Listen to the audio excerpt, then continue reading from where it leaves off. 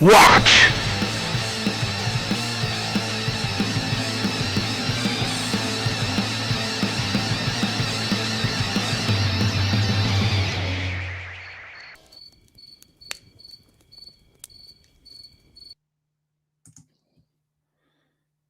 And there we are. What's up, everyone? Welcome to the second watch with Brian and two other guys. What is that? Hey, good evening. Good Like the worst, evening. worst, Everyone worst loves- PBS show ever. Chubby, oh my God. We're at 5 seconds in. He's already bitching about something. All right. We're never moving the showtime earlier. Yeah, I know. Ever. I think we should. I think we should bring it back to our. We might. We were just talking about that. Yeah, It I had think a we whole should. different feeling at 10 o'clock. It did. It did. Yep. Well, it's the Johnny Carson factor. That's what we were talking about earlier. Is you kind of get the feeling that you're in a whole different bridge. The Late Show. Yeah. So, welcome to the second watch. Yeah. Matt, what are we doing tonight? Well, we're talking a little bit about what we were going to do in New Year's, and what you didn't want to do, and I totally agreed with this. You didn't want to do like a retrospective or looking back on 2025, and so you wanted to look forward, and I thought that was actually a good idea. So that's what we're doing. What are we looking forward to this wonderful upcoming year? Brian, you're first. Do we have to go? Campaigns, Do we have to jump campaigns, products, into whatever. the year now? What about what was this week like? What's been? We can still count the last 15 days. Should we talk right? about Oh, yeah, this no. week? Yeah. Yeah, all right. I played a great Stars Without Number game. I've had a lot of awesome games. There was that. There's some news that I'd like to chit chat about. Wanted to say hi. I see Mythic Mountains RPG. Good to see you, man. Ultra, good to see you. We got Full Metal Dragon. I saw Bacon, also known as the Breakfast Barbarian. Thanks for showing up, guys. Looking forward to the stream. But yeah, Stars Without Number was like a really fun time with Ben and John Jack McCarthy and Dunder Moose. We did that. Was that Sunday night? I think it was Sunday night. Yes, And- Sunday night. Yeah. It was awesome.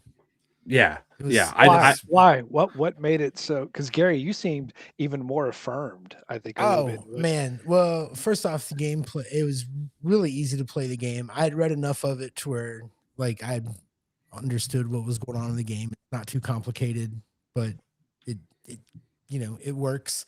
The scenario was great. Ben was a really good game master. It was sort of one of those, we had a mission. It was a one shot. It was like, what you guys doing tonight? Quick plan. We went for it. It was just fun, and I enjoy the sort of science-y settings. I just like them. I like them better than fantasy. It makes more sense to me. yeah. And also because it was a one shot, we didn't worry about whether our characters were going to live or die too much.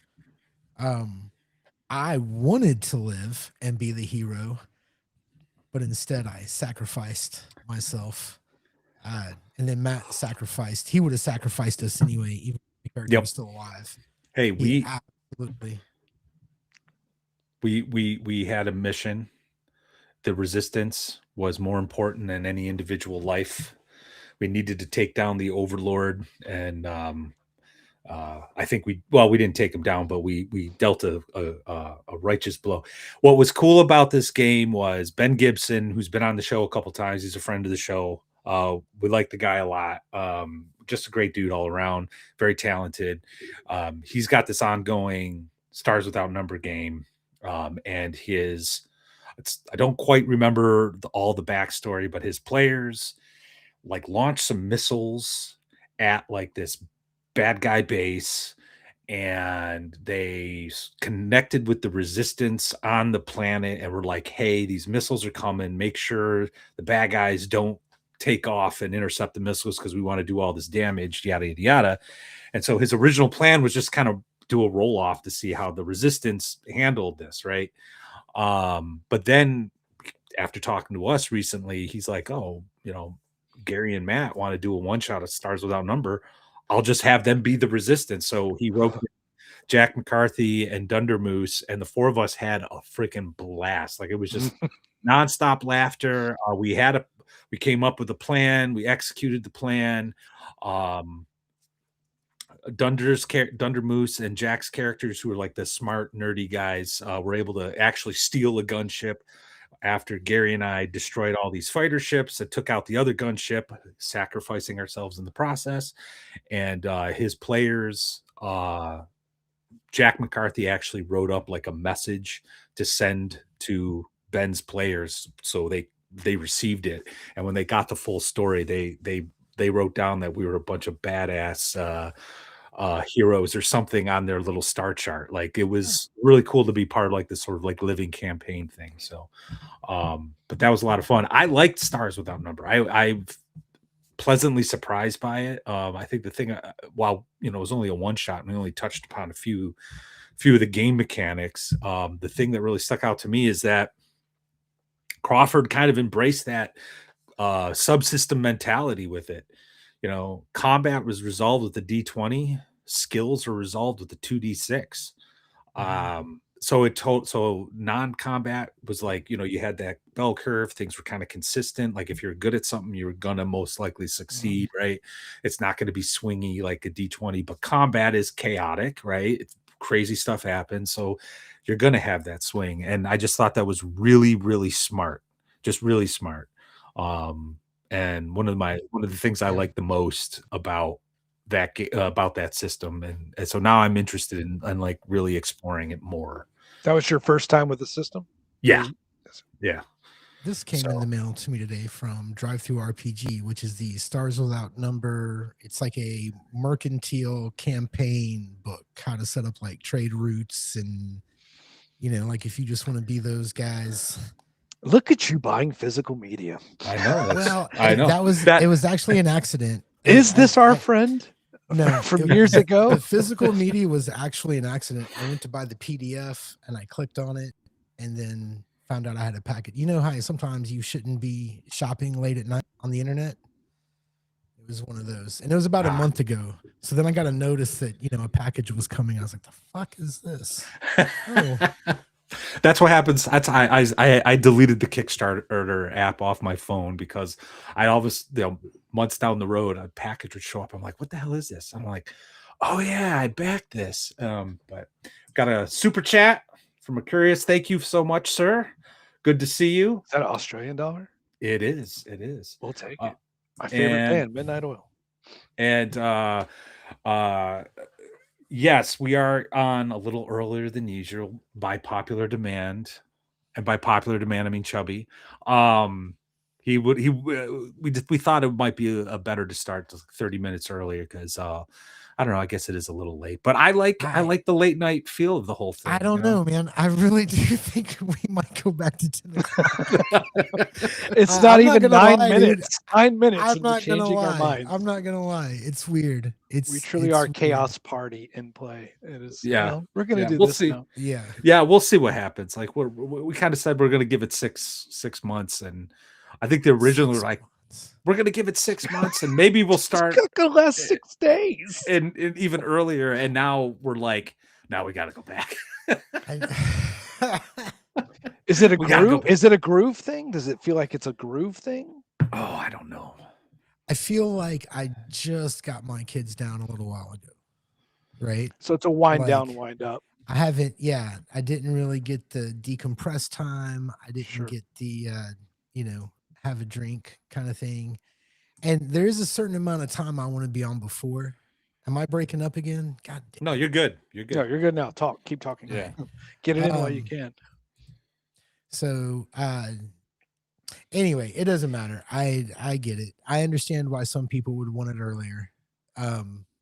but it is a weird thing. I did kind of like that feeling of everybody in my house was about to go to sleep, Yeah. and you know what I mean. And I'm doing this, and I don't have to worry about any bullshit because I guarantee you, any minute from now, I'm gonna look up around this corner and somebody's, they're gonna have some reason. You know what I'm saying? Somebody's gonna have a reason. So The funny thing is, Anyway. it would probably not feel as discordant if we started at a full glass, like 9, 10. It's that half glass that makes it kind of weird. We're in I the yes and no. purgatory of choice, like we Yeah. just couldn't nut up and choose.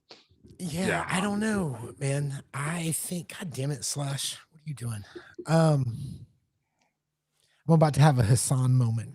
Shut this kid. No, just kidding.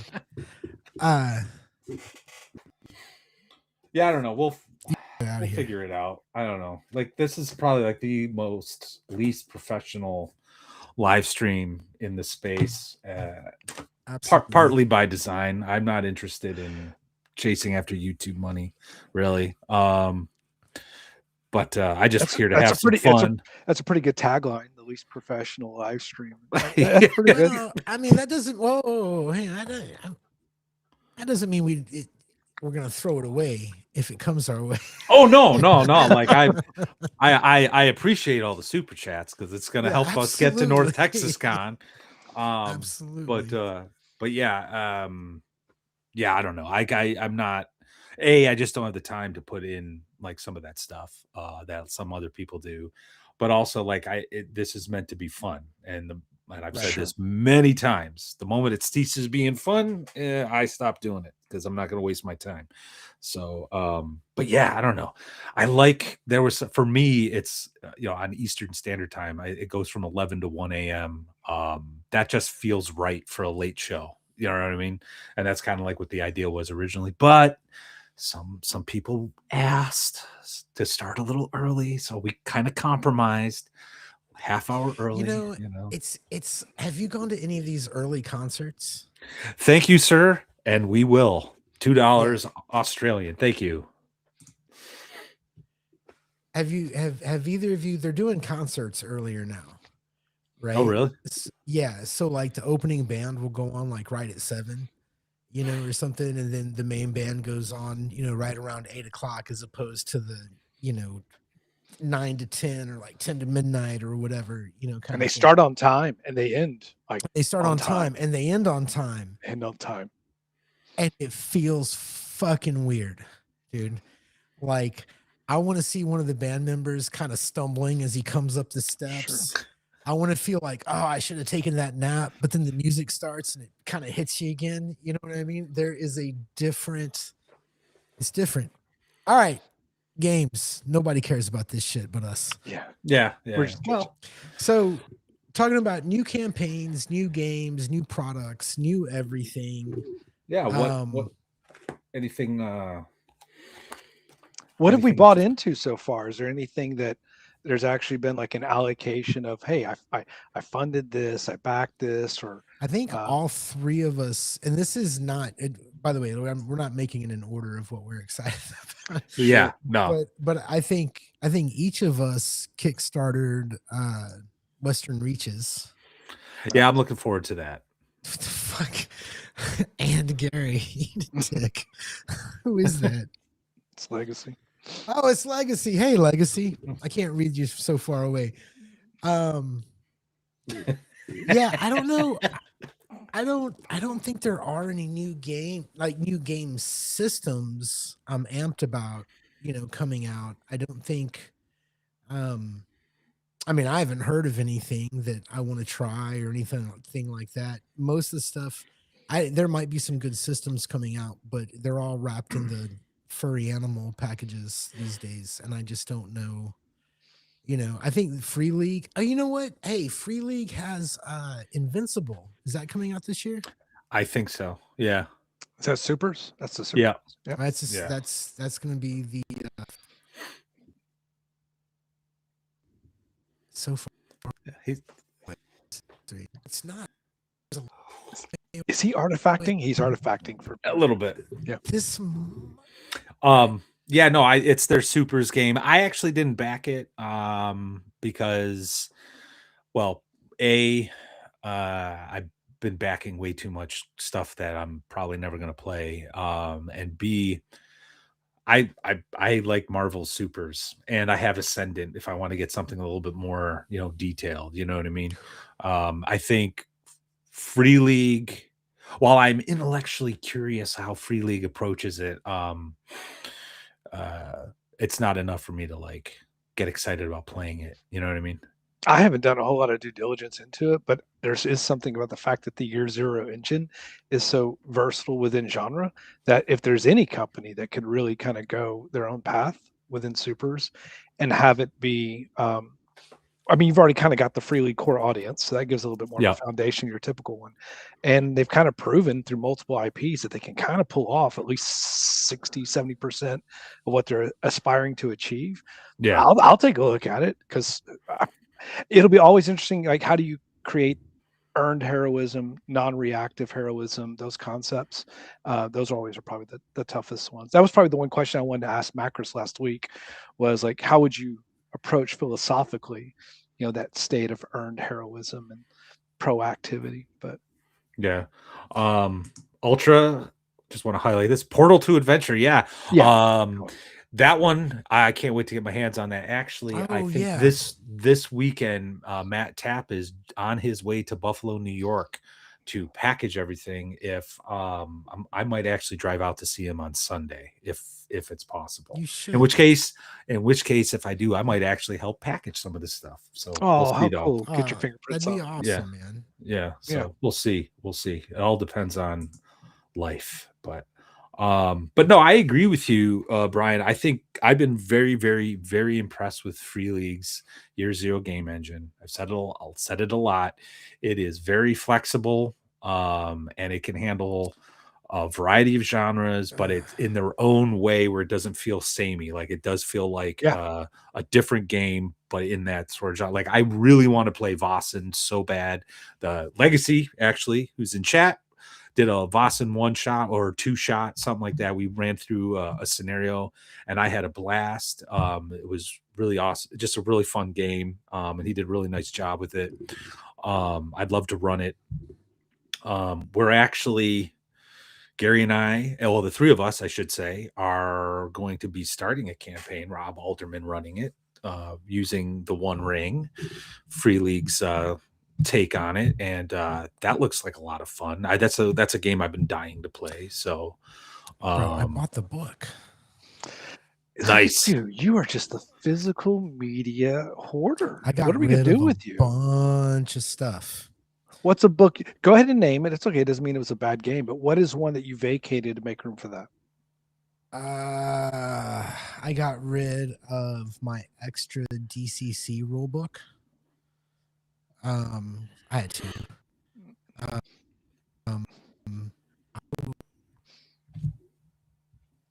I may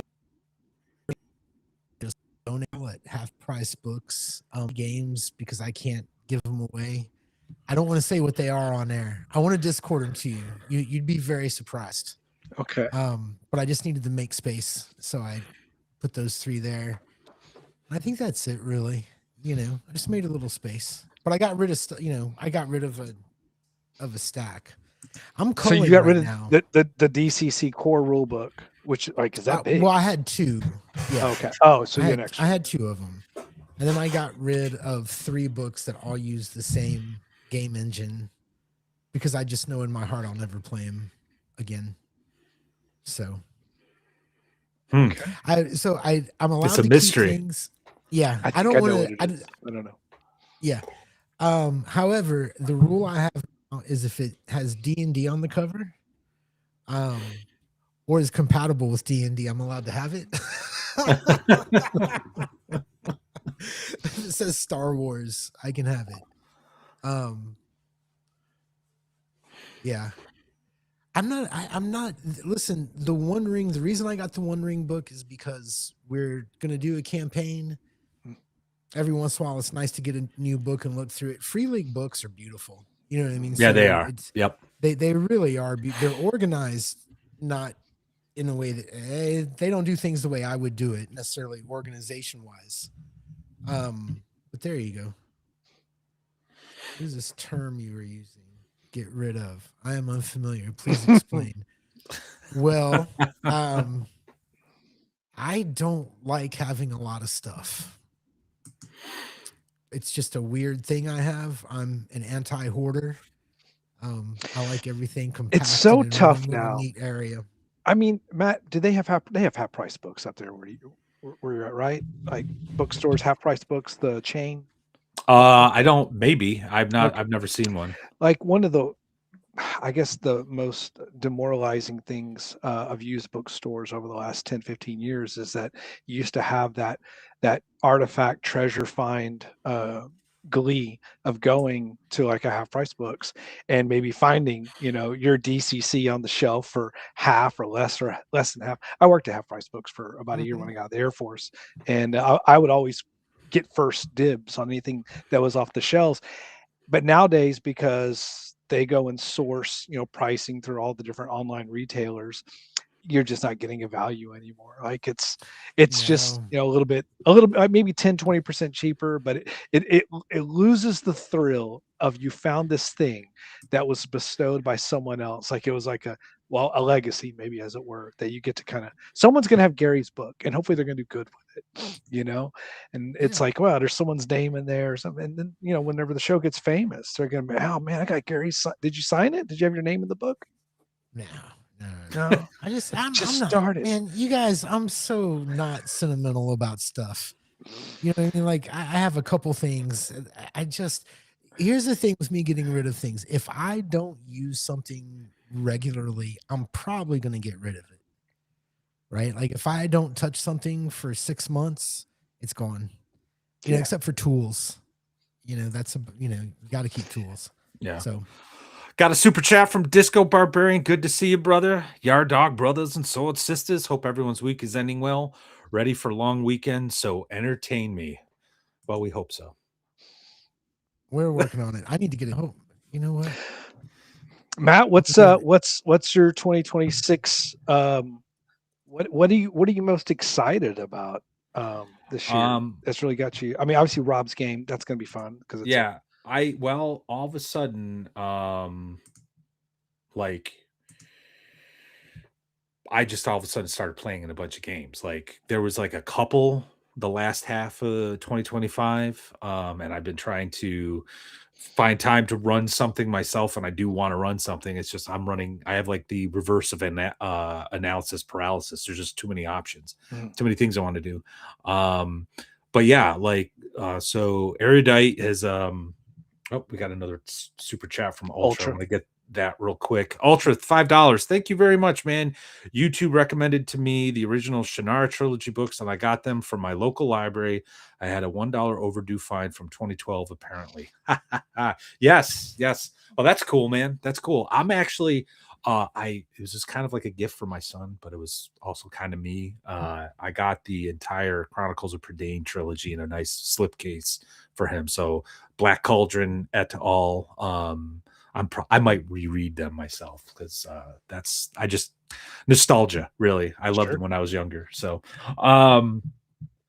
but yeah, like all of a sudden, like I'm in these games. Erudite's got a Shadow Dark thing that he hosts that Chubby runs on Mondays. I don't know how long that's going to last because Chubby apparently is trying to kill everybody. There's Thursday night game with my buddy Eric, his Hostile game. We might switch things up. I'm not exactly sure what we're going to do. And then there's Rob's game, the alternate Thursdays. And then Gary, you're running something on Tuesday nights, Easy D6. That's a lot of fun. So yeah, I'm excited. Every other week, by the way. Oh, every other week. Okay. No, that's fine. I wasn't sure about that. So, but yeah, I just want to being a player with these many games and with this like diverse of systems, like it's kind of exciting. But is this the most playing that you have really been doing in maybe years? Where yes, I mean, what a wonderful turnaround of fortunes for you as like a lifelong GM that never we originally had that whole forever GM philosophy that bonded us. Mm-hmm. And what a renaissance for you to be able to have a chance to go and just enjoy other people's creativity and interject your own, refined. Oh yeah. Well, I think a great thing to do when you are a GM, especially if you consider yourself a forever GM, is to get into a game as a player. Like, so you can. Yeah, but you're getting into like 5. Yeah, I know. It That's just sort of awesome. happened. Well, it's also like a FOMO, like a fear of missing out. Like, oh man, they're playing Shadow Rim. I really want to play that game. So, like, oh, thanks for letting me join. The reason why you have that reputation, Chubby, is because you keep threatening us in the private chat. That's why you have the reputation. Every time I see your name, I'm going to kill you guys. So anyway, I'm not gonna lie, because things are so hectic around here. Last week when we did Stars Without Number, like we had the show Friday, we did the one shot on Sunday, and then had that game Tuesday, and then I just told gonna play. It's like, ooh, that is a lot. So that's why we're doing a week. Yeah, no, that's fine, man. Both of them. Yeah, that's totally cool by me, man, because that allows me to like fit stuff as well, because so Venger Satanis and the Red Room, the Red Room kind of convinced Venger to do a VengerCon 4.5 virtually awesome virtual convention last weekend, and Venger, hilariously enough, was MIA. Like, so it was just random people running games, but all under the guise of VengerCon. And I got to run No Salvation for Witches, Lamentations module, and that was a lot of fun. Like, first time I really sat down and ran something like, well, in quite a few months actually. So and that's got me really wanting to run something. I got a lot of nice compliments. Mike Necrofant, a good friend of mine, Mike Walsh, Erudite, Atmos, and someone randomly, because those guys signed up for it, and then someone randomly showed up.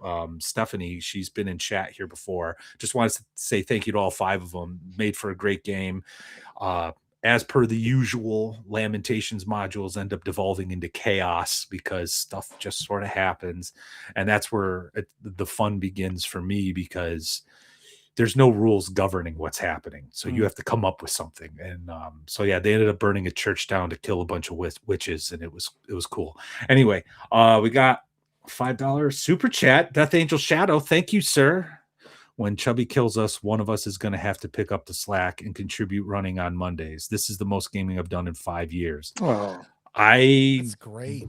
Yeah, that's great for you, man. Yeah, absolutely. And hell, maybe I'll run something. I don't know. Speaking of which, I meant, because I have my little list of things I want to announce. January 28th, 8:00. Sci-Fi Snob, Death Angel Shadows, Discord, or not Discord, YouTube channel. They have their Babylon 5 retrospective, and they got Peter Jurassic, the guy who played Londo. Go check it out. I'll be there in chat for sure. Thank you for the super chat. So good for them. That's awesome for them and their channel and everything. Yeah, the fans and blah blah.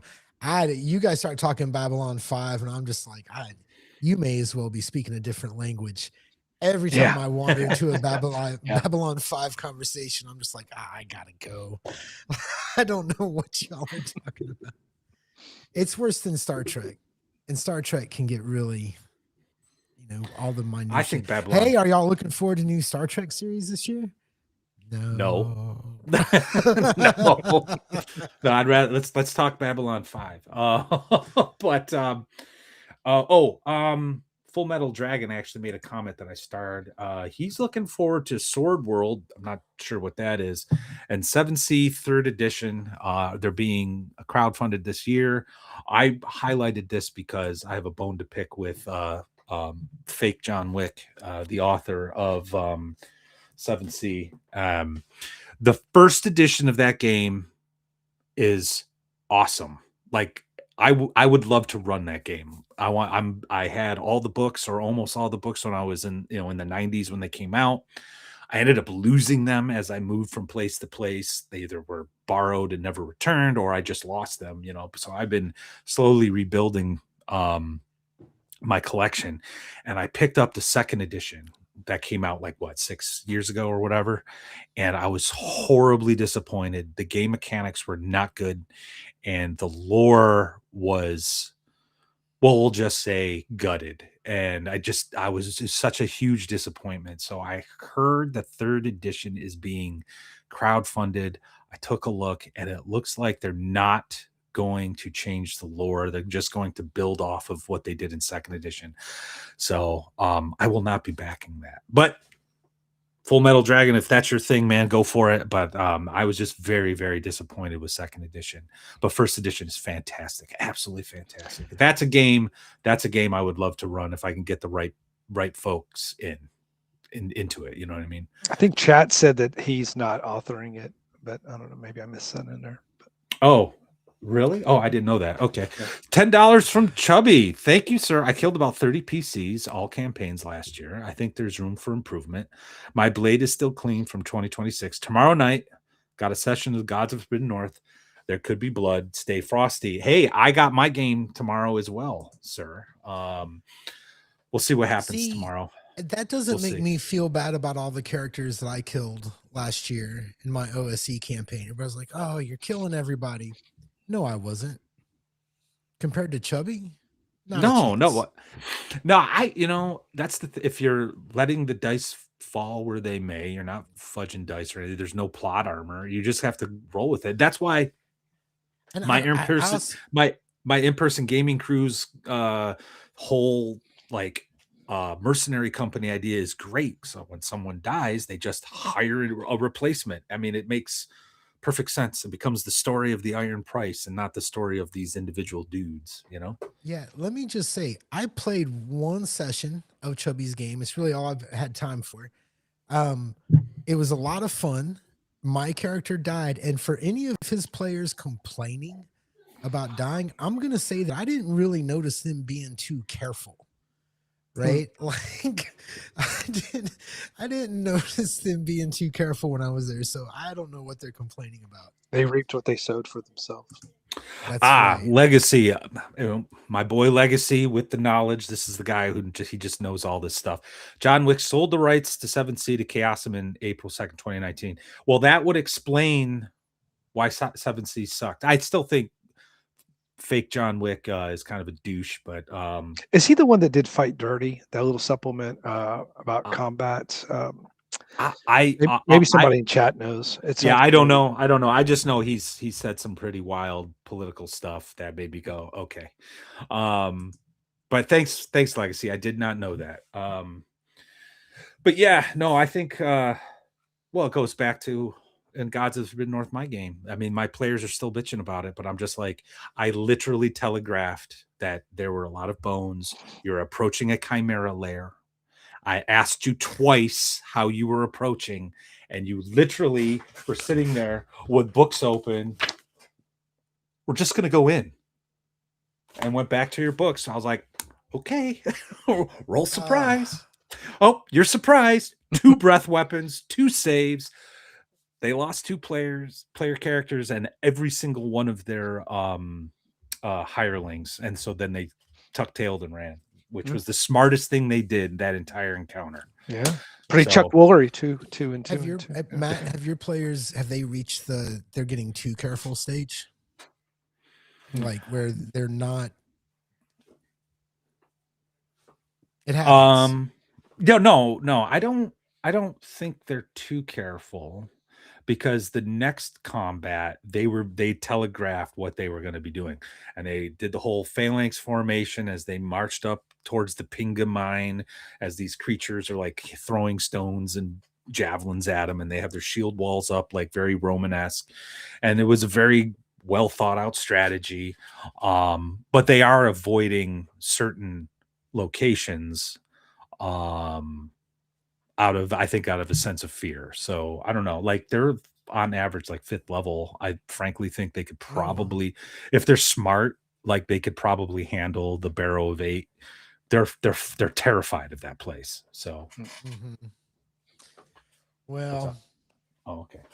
Sorry, I'll tell you what is that's all right. I'll tell you what is different about this year. Last year I was when this year started, I was neck deep in planning a campaign, and getting things going. This year, kind of like Matt, I'm playing more.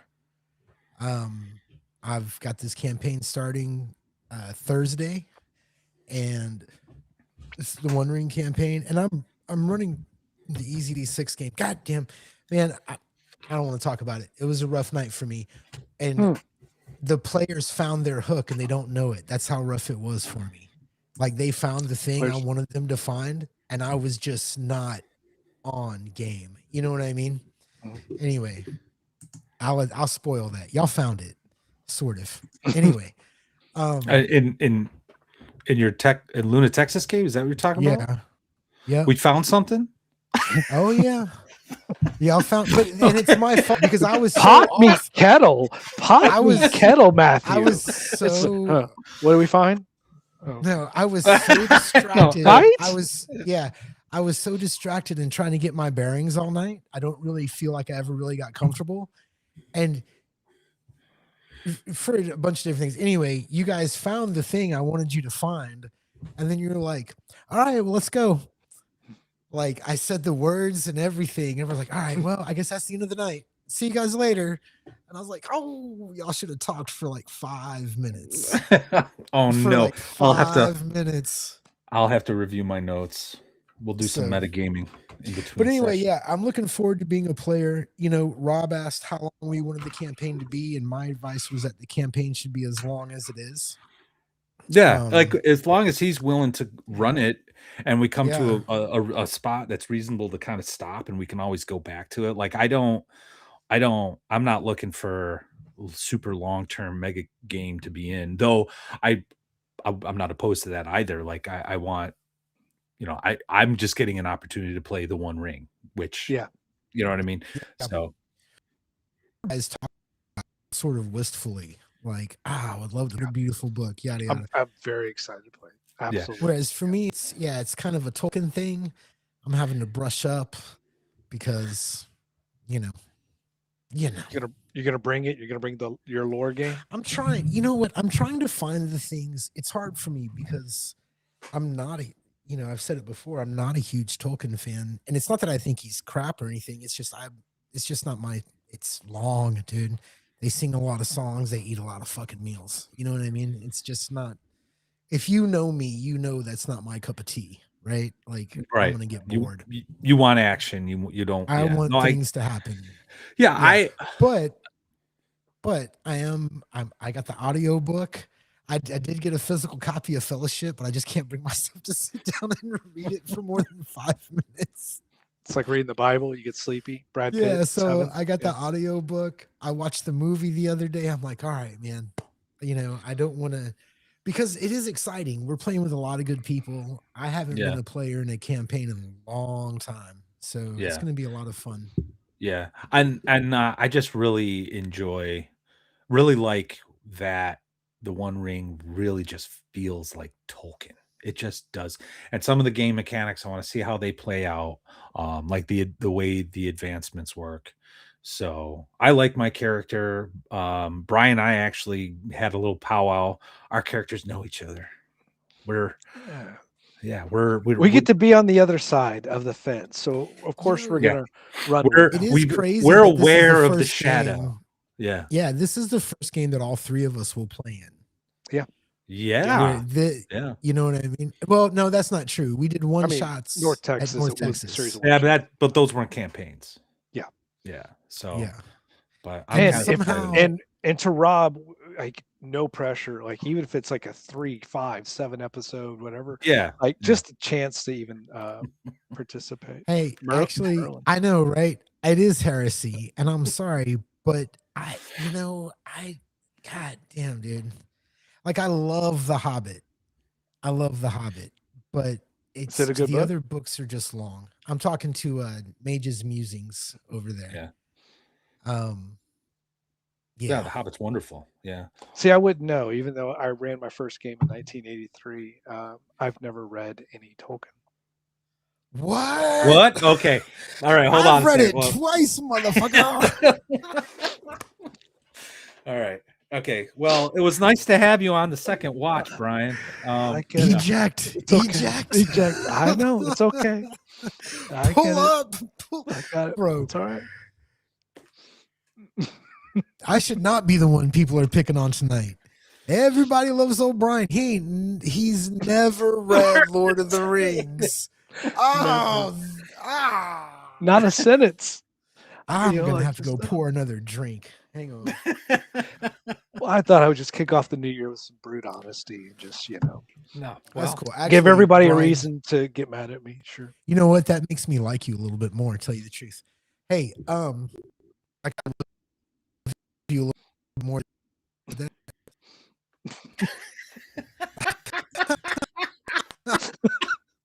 That's it. Figured it out. That's it. there you go. There you go. All right. So- All right. Hey, Brian, what are your?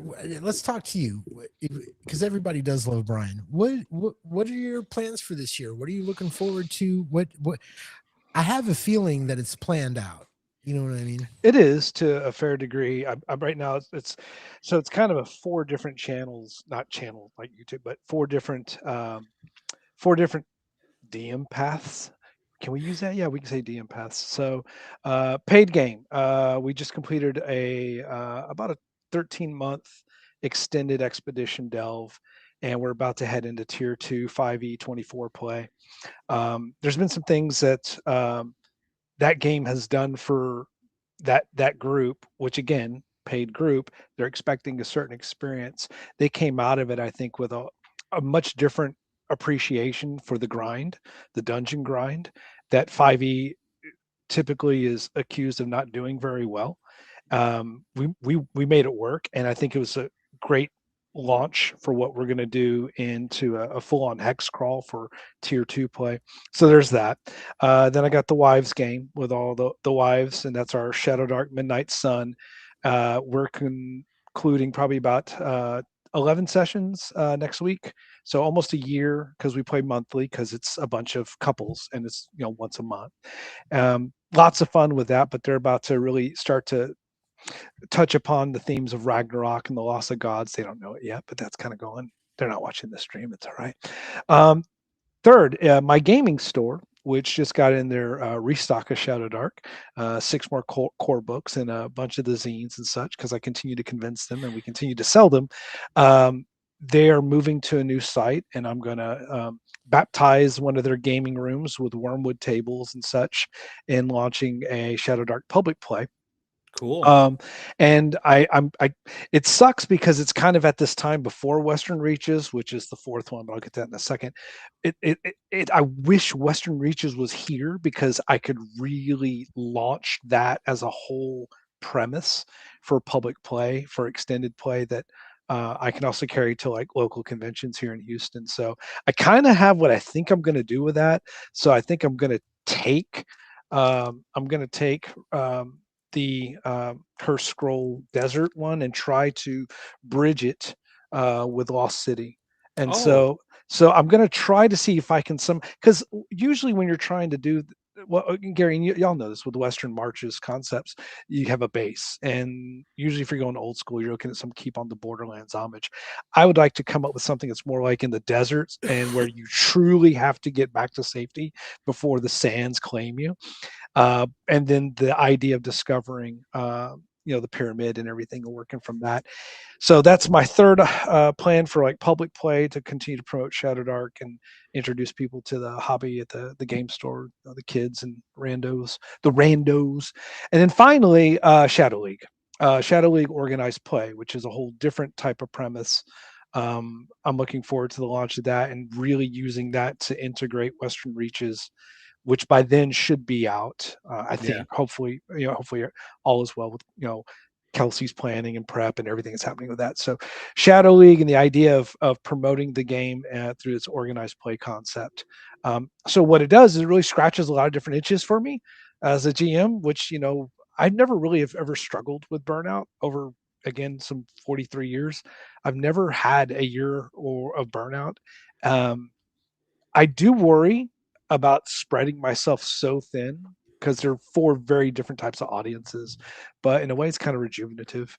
And getting the privilege to play with you guys, and Matt and Chubby and Rob, and that's so revitalizing in its own way because I get to be a best supporting, player, actor type, and it just works. So that's kind of what's on my agenda, for better or worse. And I'm sorry if that was very boring to hear. Sometimes it's like someone's fantasy football team. No one wants to hear about someone else's fantasy football team, and it's like, well, you wonder like how much texture do you give on what you're doing without it being boring. But that's Well, right.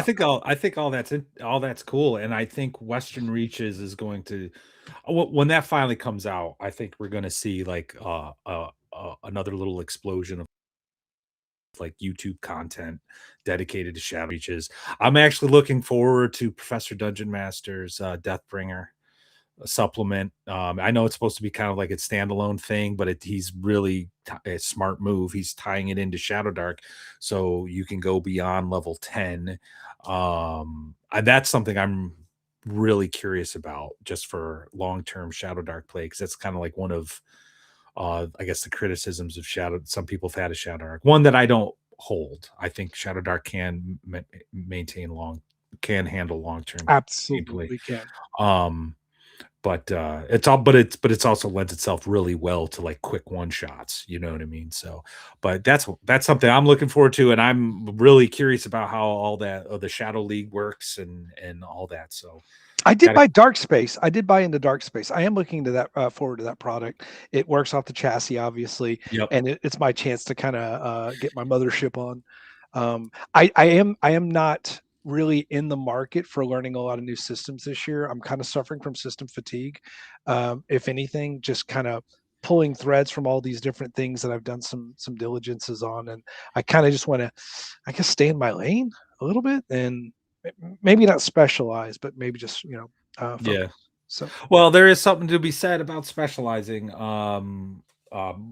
Mike Necrofence showed up, and so I want to give a shout out. What's up, dude? Thank you so much for joining my game. No Salvation for Witches. That was a blast. But Mike Atmos said I have to run more Lamentations games. I mean, I have that. Like, I don't think I cracked open the rule book once. Like, I have everything memorized, So I think I might be putting together a mini campaign using one of my favorite modules, Scenic Gunsmith. But I also have this one, Keelong, which is like the Southeast Asian hex crawl with a lot of weird mutant stuff going on, that I'm really interested in running. So I don't know, but Mike, you're on the list. I want you to join that campaign, dude. So, but we'll see what happens. I'm gonna But do yeah, Western Reaches with the kids when it comes out. oh, cool. I think that would be a good idea. I'm gonna get That's all why. 3 of them. Yeah, I've been trying, like my best friend's daughter, she's like 15 years old. Every time we're talking D&D stuff at like gatherings, she's like hovering because she's like interested. But it's like a guy thing for all the old dudes, right? But I've been trying to do like a Dungeons and Dads thing where you and your kids show up and we'll play Shadow Dark or something, something kind of straightforward. My son's done it a couple times, but so I'd like to At try some to point, aren't revamp we something having like that. Flint? Yes, actually, Flint. I think it's February 20th. He's going to be here to talk about his games that he's run for kids. I think at like his school or something like that. So, hold on a second. I'd love to get in on Lord Mattias run an LOTF game, not to invite myself, but totally to invite myself. Absolutely, Bacon. You are definitely invited. It'll be a blast, especially when the body count starts going up. but yeah, no, I'm looking forward to that conversation with Flint. Because like I would certainly love to get some pointers on how to sort of handle, running a bunch of kids. I haven't had, like, the one time I had, let's see, 1, 2, 3 6th graders, and then my son who was in 3rd grade at the time. That got a little crazy. to the point where my buddy, who was my two friends, who were the only other adults, were just kind of like leaning back, like looking at, because they're serious. They were trying to be serious, and these kids are just like, "Oh, we're gonna go do this thing," and it's just like, "Oh, this might get you killed." Okay, let's see what happens, and then they got really effing lucky, which Well, so I they think- didn't learn it. They didn't learn a damn thing, but it'd be I'm interested in what Flynn his perspective on all that. I think when I run it with the kids, I think the difference is going to be I've got the Chessex map. I'm going to find some kind of tokens. You know what I mean? We're going to draw it out, and it's going to have the physical thing in front of them. And I think that'll help a lot. And if I can get my youngest is the one I'm worried the most about, trying to get him to play. But he's also the one that if I can explain to him, hey, there's a system behind this, Yeah. there's like numbers working, he might, it might be a thing. So I don't know. We'll see. We'll see. You bring a really good point, like in terms of like the focus piece. When I run games for Gen Z or Gen A, like my niece's age and such like that, I do find that virtual tabletops, even if we are all at the table, there is a level of engagement that ramps up. In my paid game, one of the players, he's all of barely 20, 21 maybe now. But everybody else at the table is almost double his age. And when we went to the VTT to help really get the scope for dramatic big scale combat, as opposed to this very compartmentalized 20 by 20 room skirmish style that, so many games sometimes wind up having, his engagement level just skyrocketed. And he started interacting and supporting, taking notes. Because you can give your players some chance to, and I don't run a lot of VTTs, but I'll tell you, I want to now, because I know when I run games for kids, if they have a chance to all have a shared virtual digital piece to it, it allows the ones that are more shy to have a little chance to kind of still engage, and it gives them all a better chance sometimes to visualize. Because you're absolutely right, Gary. I will tell you from experience, when you have tactile play, it kind of gets the board gamey mindset of kids a little bit more together.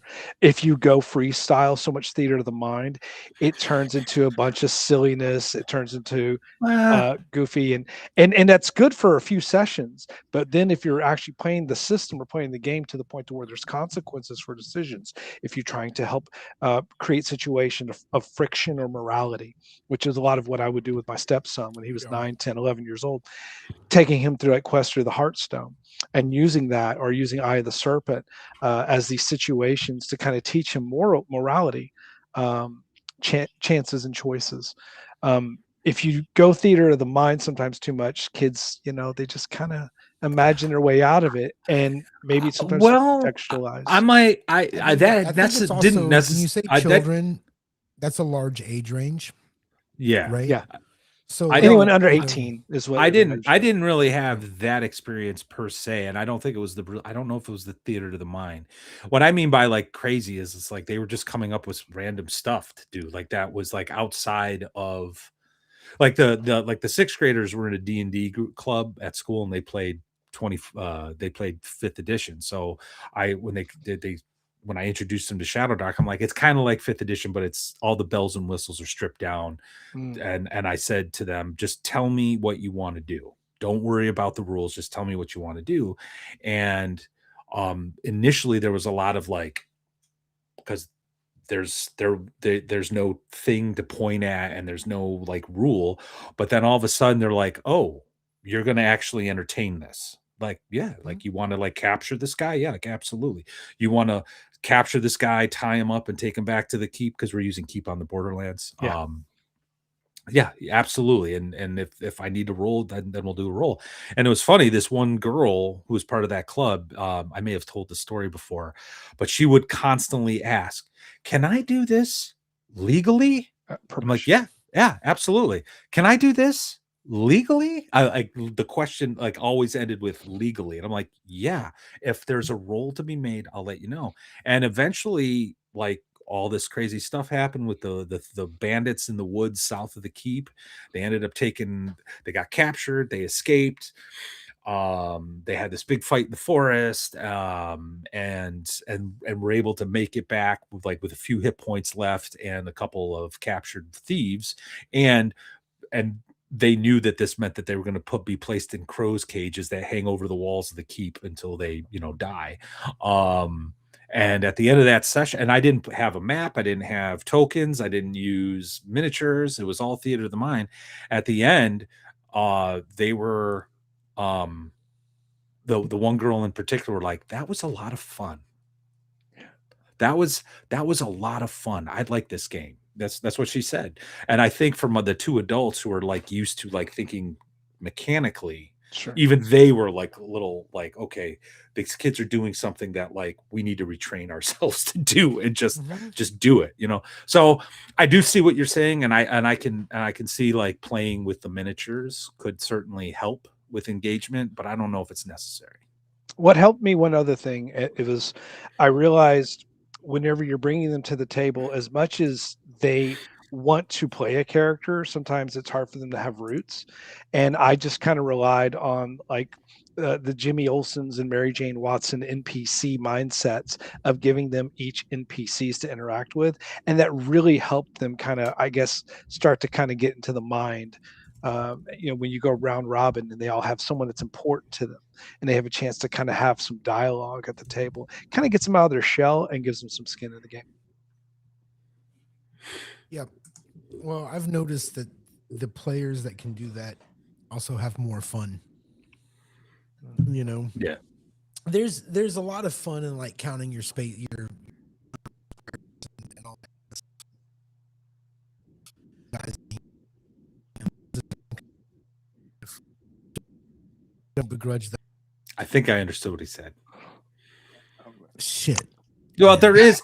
Well, I like. I'm going to borrow from Mr. Max Boivin because I think he actually developed this from the late great Shawner. The 4 dimensions of play. 2D play is that war game tactical stuff. That is fun. That, don't get me wrong. And I think one of the big draws for 5th edition players, especially, is the fact that they get to look at all these rules and figure out which rule works with this to create the combos that are going to counter this other thing. And then it's like, oh, and I'm going to do this, and then I'm going to spend this, and I'm going to use a free action to do that, and then they go do like 20d6 damage or something. Right? There's fun. There's a fun there. I just think it takes away from the role playing sometimes, and that's why I like the mechanical chemistry slot machine. Joy, as long as it's not the core reason that everybody's coming together, because that kind of does lose its luster after a while. Lord Mattias speaks scary. Yeah, I don't get it. What happened? I understand when Gary speaks. Oh, and fractalizes. Like I've gotten used to it. Yep. It's like understanding jive. Anyway.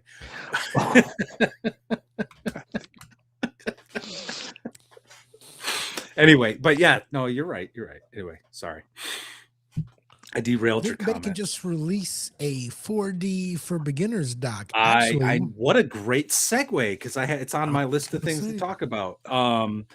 Bacon and his friend Mike, I think his name is, just released I think it's free on DriveThruRPG. It's how to play in the 4 dimensions, and it's a great looking module. I download, or not modules, the supplement. Took a look, read through it. It's got everything you need if you're interested in 4D. Bacon, you can feel free to drop the link in the chat, because I think everyone should take a look at it if you're 4D curious. It's perfect. I just feel if you said that sentence in any other place or context, it would just be taken really differently. But go ahead. No, it's going to be taken differently here. I mean, if you're interested in the 4D experience, yeah. Okay. Yes, Mike. I did. No salvation for bitches. Yes. You guys kicked ass. Erudite sacrificed themselves while the rest of you burned the church down.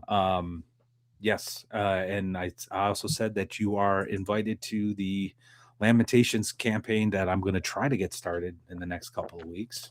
I just got to figure out what I want to run. Maybe I'll just poll everybody who's interested. I don't know.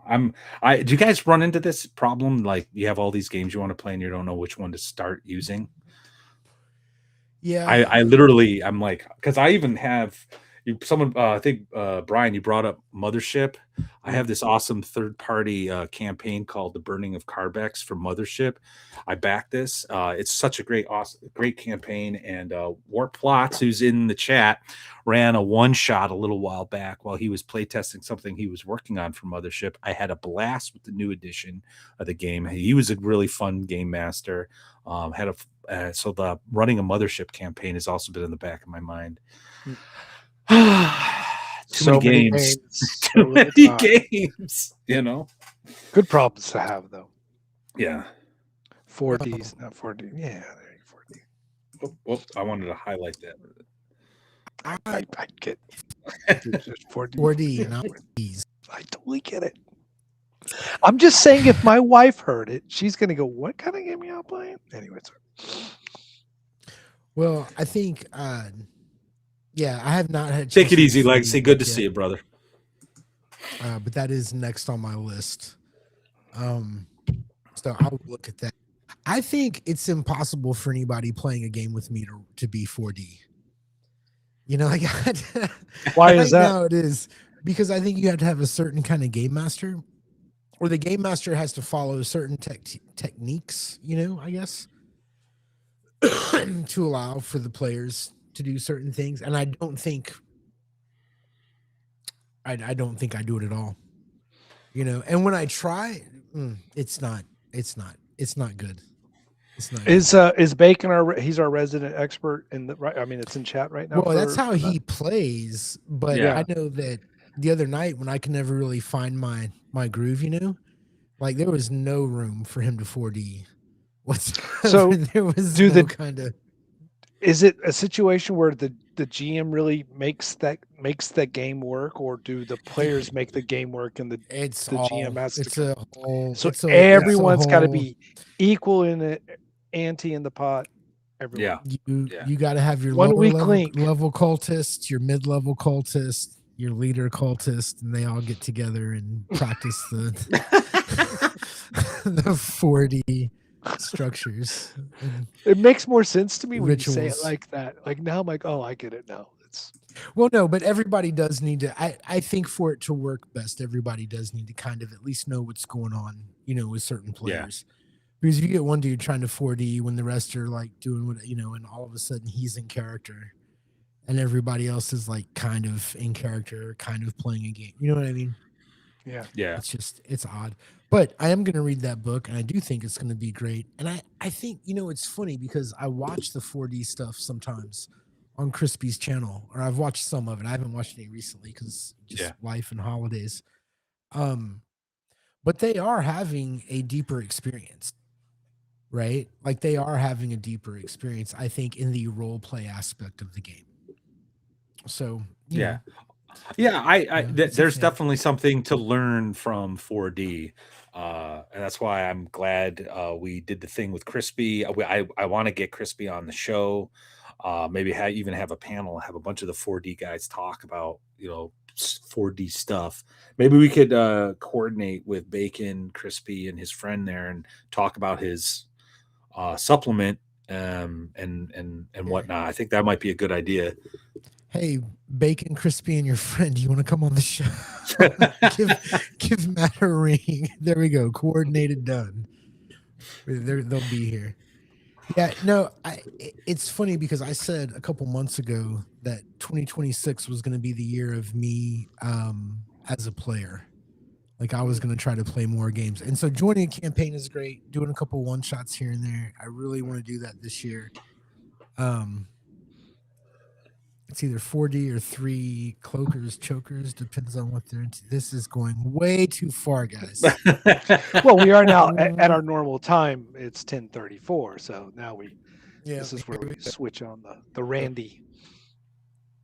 I'm not even drinking. I have to start drinking too early. So we have to start later. So we're not raging alcoholics by the end of the show. I don't care. I'm so old, dude. Who cares? Yeah, no, I hear you. Hey, I'm not judging.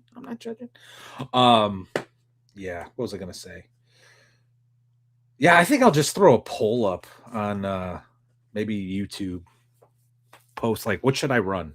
Someone tell me, because I don't even know. I don't even know. Dude, you know, I think that is the one decision you should make, to tell you the truth. I know Chubby's already tired. I'm already tired. Night, fall asleep soon. Night, Chubby. Move time forward another 30 minutes. Earlier you made a comment about using all your drive-through money to buy out the second watch. We will move to 9:00. I'm ready to sell out, Chubby. I will sell out. We are looking for a producer, and by producer I mean someone who will Someone do all who'll pay for it. pay for all the stuff that needs to get done to make this a little bit more professional. A Tom Cruise Tropic Thunder vibe of just Chubby as like our producer, like directing us of what we're going to be doing, and just, right. Yeah. No, actually, Matt, I think system is important because I think it's important for the GM to pick. Unless you have like a group of players that's always playing, you know what I mean? Like that's your game group, and then that's more of a thing. But when you're like, hey, I'm going to run a game, I don't know who's going to be there, yada yada yada. I think it is important for you to pick the system because the system can dictate style. It can dictate the feel. Mothership is going to be a hell of a lot different than Stars Without Number, but they're both sci-fi RPGs. Right. Gary, have you really settled like you've spoken over the past few weeks a lot about Stars Without Number, like this is the next big project for you? You really see like stretching for a while? Yeah. I think so.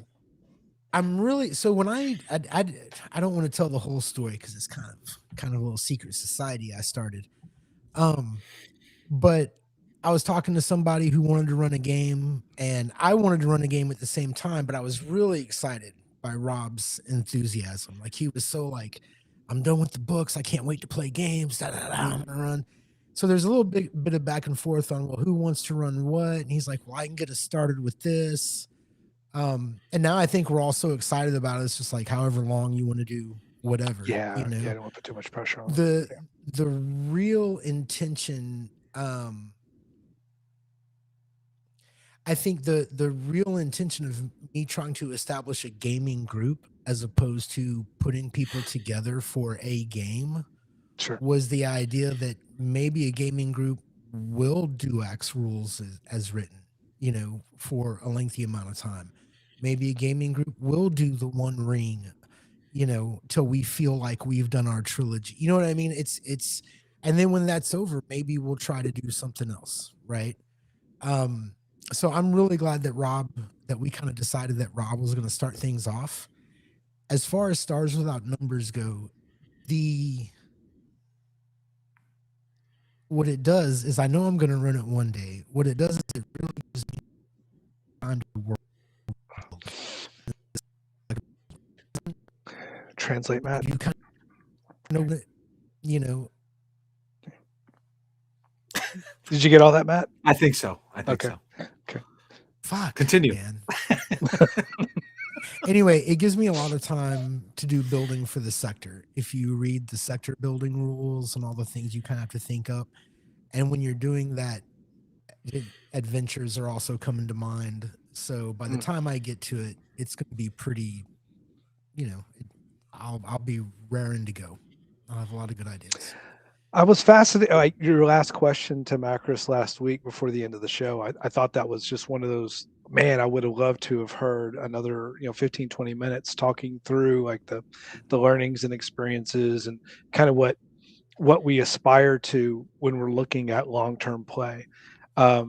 Because you, at the height of your powers, you're such a really talented narrativist, and you find a way to just keep throwing things that are situational out, and it has such a great flow. It's very jazzy, and the more people would get a chance to stay in those waters with you, I just think that's the sort of stuff that really special, like tabletop role playing can really be born out of stuff of like what you're very adept at. So well, thank you for saying that. And it's funny because I have not felt that way about myself for a little while.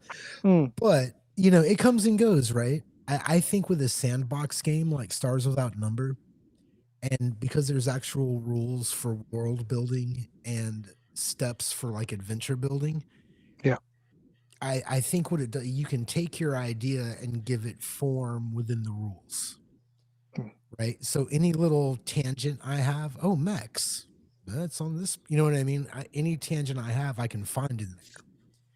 And I think the big problem with a lot of game masters, especially those who don't know the game so well, is you have this idea, but there's no expansion for this idea. There's no rules for this idea.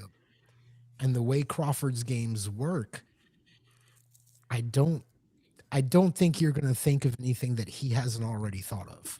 You just articulated pretty well, why Spelljammer failed in 5th edition. They did not provide enough platform. There wasn't enough runway to be able to make that live and breathe to what had been done so robustly decades before. And so, like you hit it. You found a system in a genre that you're very attuned to, and that you can intertwine what people do with already your big dreams of, you got a starship.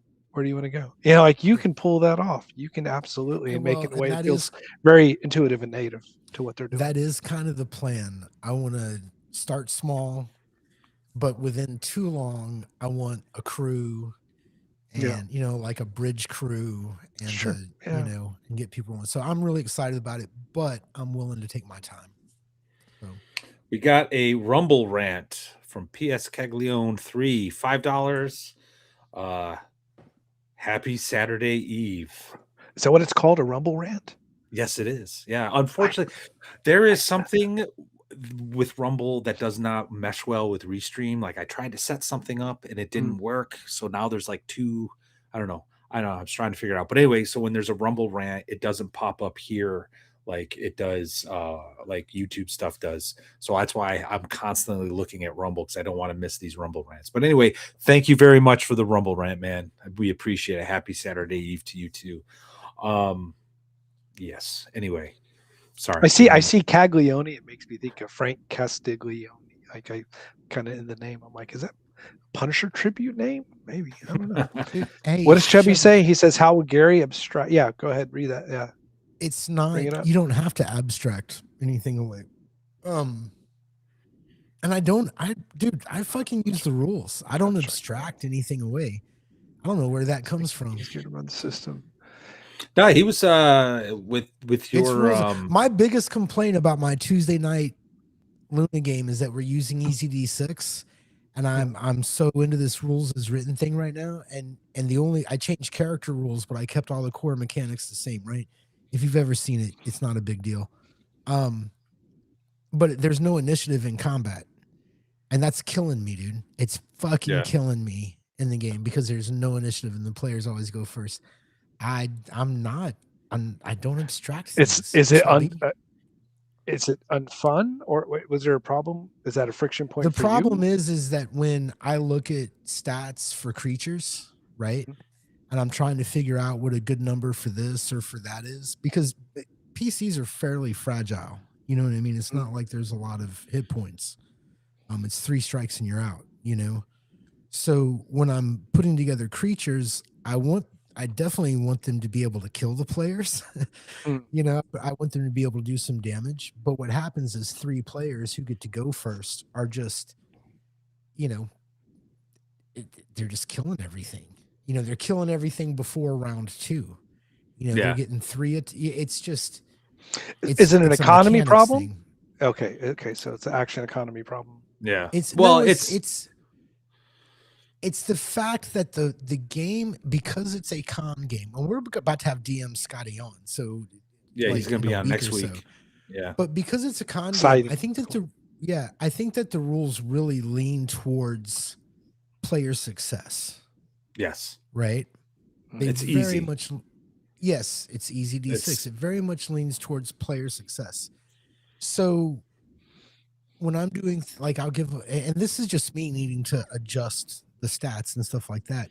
But when I bring 2 monsters out that I think could kill 3 people, right? You've got a number of strikes, you've got a to hit number, and I can't put everything at 5 or 6. That makes no sense. So if it's If it takes a lot to hit it, you maybe put the hit point down. You put the hit points up. It doesn't matter, dude. The players are killing shit, and I've got to come up Well, with just more FYI, numbers or though, tougher monsters. FYI Go though, like that last Tuesday, Preacher McCaffrey, my character, burned through all his karma to try to kill those things. That is true.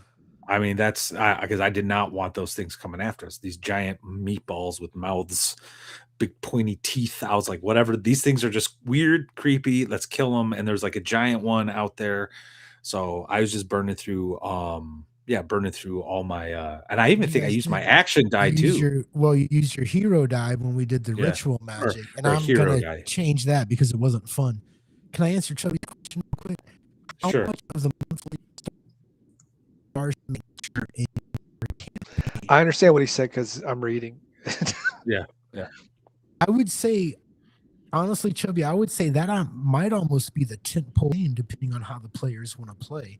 Right, like if the players have their ship and they're, especially if they're freebooting, if they're not like working for an organization or in a military campaign or something like that, that's kind of the centerpiece. If you're talking about a small crew in a smaller ship, sort of Serenity like, well, that whole show revolves around we got to finish the job so we can keep flying. So ship maintenance in Stars Without Number is the torch timer of Shadowrun. Yeah. No, I actually would recommend, I would strongly recommend you do something like that, because when I ran an Alien RPG campaign a couple summers ago, that's exactly what I did. Like I just found like super simple, like mortgage calculation. And I just sort of like, okay, this is how much you owe. And Right. and it ended up being like a monthly payment of like $30,000 or something like that, something Yeah. insane, right? And so that forced them to pick up missions, and it was funny. My buddy Dan, who was captain of the ship, like he like said to me one day, he's like, "I'm having a lot of fun, but I swear to God, I'm going to be bringing Pepto-Bismol to our game sessions," because he was Yeah. constantly stressing out about the funds of the of their operation. Man, you guys are Also, giving me in- inspiration right now. Like in I'm hearing some of the stuff. Stars- Oh, No, go ahead. well, just real quick, it's like now I'm thinking like this whole like the Cursed Scrolls, Red Sands with Lost City. Like, how can I make that work across like a desert tundra of like a moving base, like a caravan base, and that's kind of like the whole atoll concept from like a water world. And maybe like I'm not.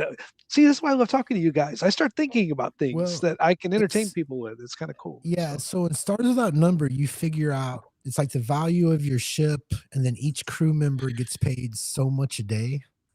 And so I think it's every 6 months. What is it, like 20% of ship value and then crew payment? And you got to come up with that. And I just think I think that mechanic itself, especially like if Matt plays, he's gonna, I want to do small crew, you know what I mean? He's gonna want to do Millennium Falcon type shit or Serenity Firefly stuff.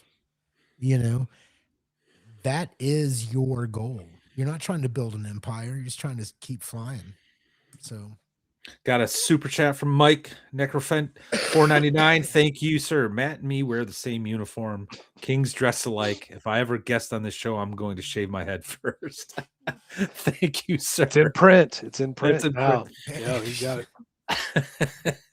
It was funny. Well, during the one shot, Mike and this other guy, Mike Walsh, they put on their cameras real quick, and they were both wearing flannels and had caps on, and it was pretty humorous. But anyway, good times. Thanks, Mike. Thanks.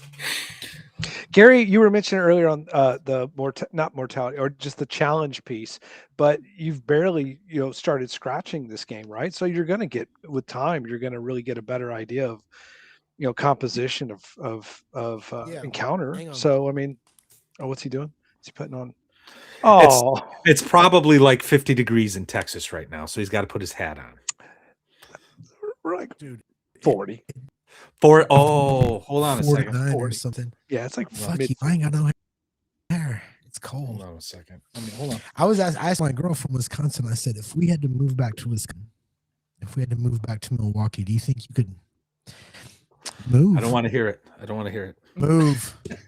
I asked her, I said, if we could move back to Wisconsin, do you think you could handle the winters? And she full on was like, no. Mm. I could not go back to that. I think once you leave, you're done. You know what I mean? Yeah. Yeah. So, Have you had any deaths in your Stars Without Number game yet? I haven't started it. I'm just I thought. building- Oh, I'm no, okay. no, Misunderstood. I haven't. Oh, okay. I haven't started the Stars Without Number game. We died Okay. in bins. Oh, you're okay. Okay, maybe I misunderstood. Okay, good. No. Yeah. I'm like I said, I'm just kind of taking the time. Did my sound get weird to y'all? No, you're good. I don't know. You're good. Okay. No, you're good.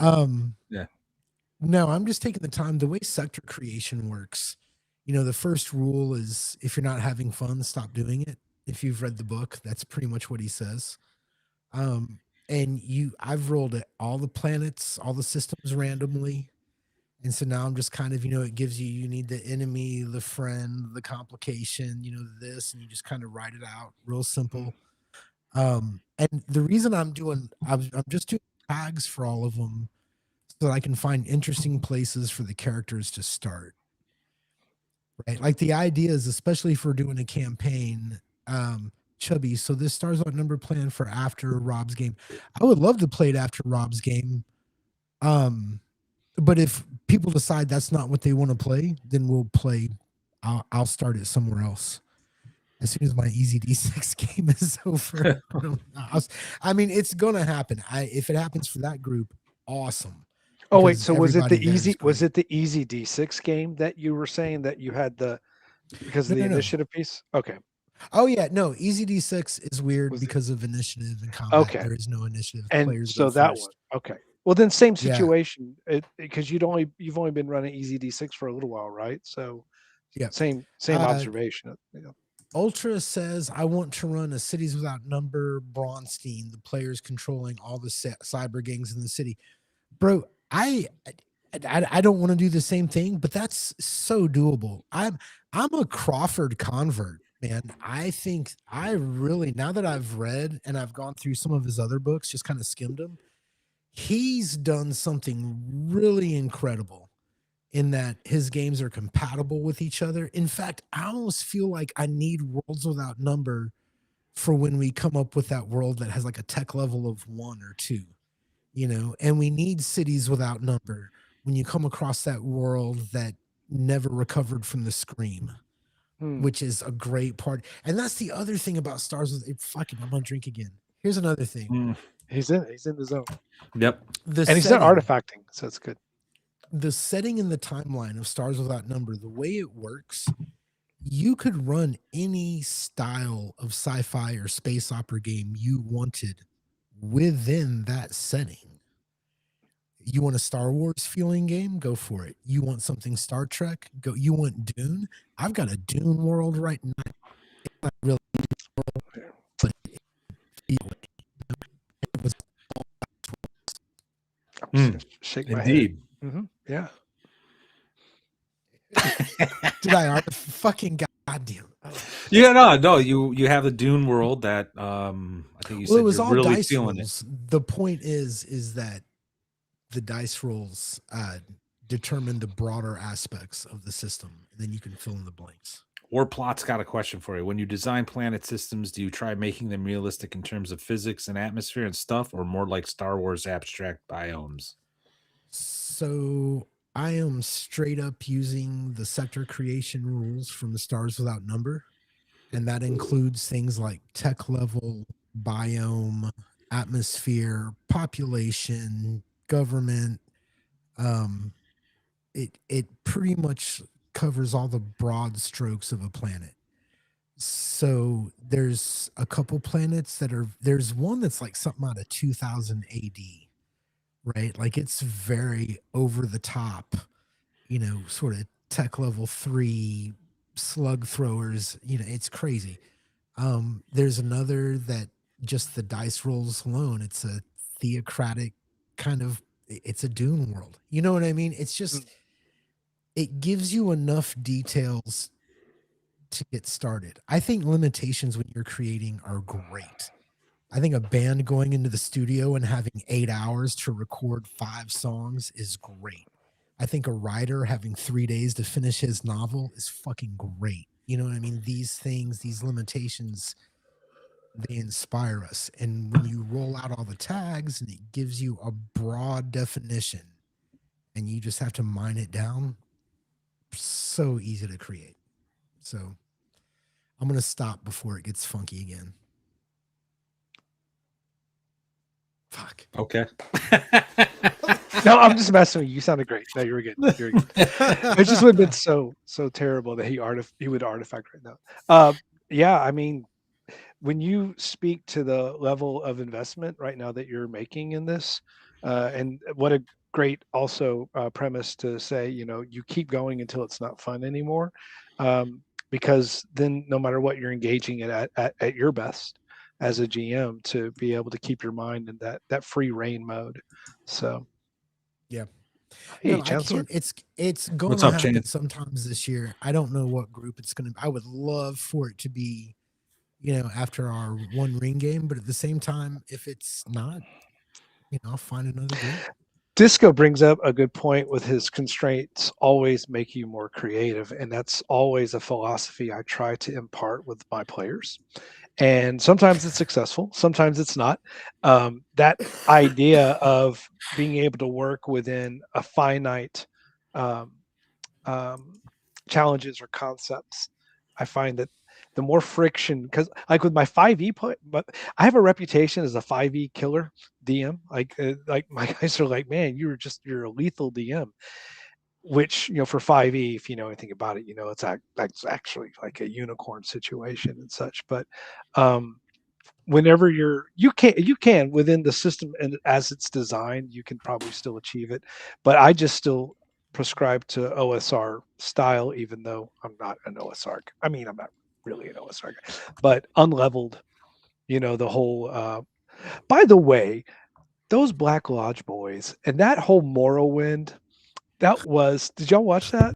No. No. As a Morrowind aficionado, it was chef's kiss. It was really on point about the passion of how granular people get into things, and how sometimes it can ruin. Anyway, so what's he saying? 5e rules to the fullest. Yeah. It's because I have 2 lawyers in my game, Greg. I got 2 lawyers, actual lawyers. One ran for a seat here, Houston City Council. He's head of the sheriff's department. So yeah, I got to be on my point with 2 lawyers, and because they'll be the first ones to call me out. So when they die, they know they died legit. So yeah. I don't. You know what? I think 5e can be run. It's still going to be clunky and complicated and everything, but I don't think it's a non-lethal game. Like the idea that you can't kill Absolutely. people. Yeah, it's not. Well, I think people say, oh, it's easy and it's like training wheels and it's hard to players don't die. I just think that's sort of like a bit of an exaggeration, but like in the hands of like my in-person gaming crew who love diving into these things, getting into the minutia, they know the combos, they know how to use the spells correctly. It became like quite a challenge actually.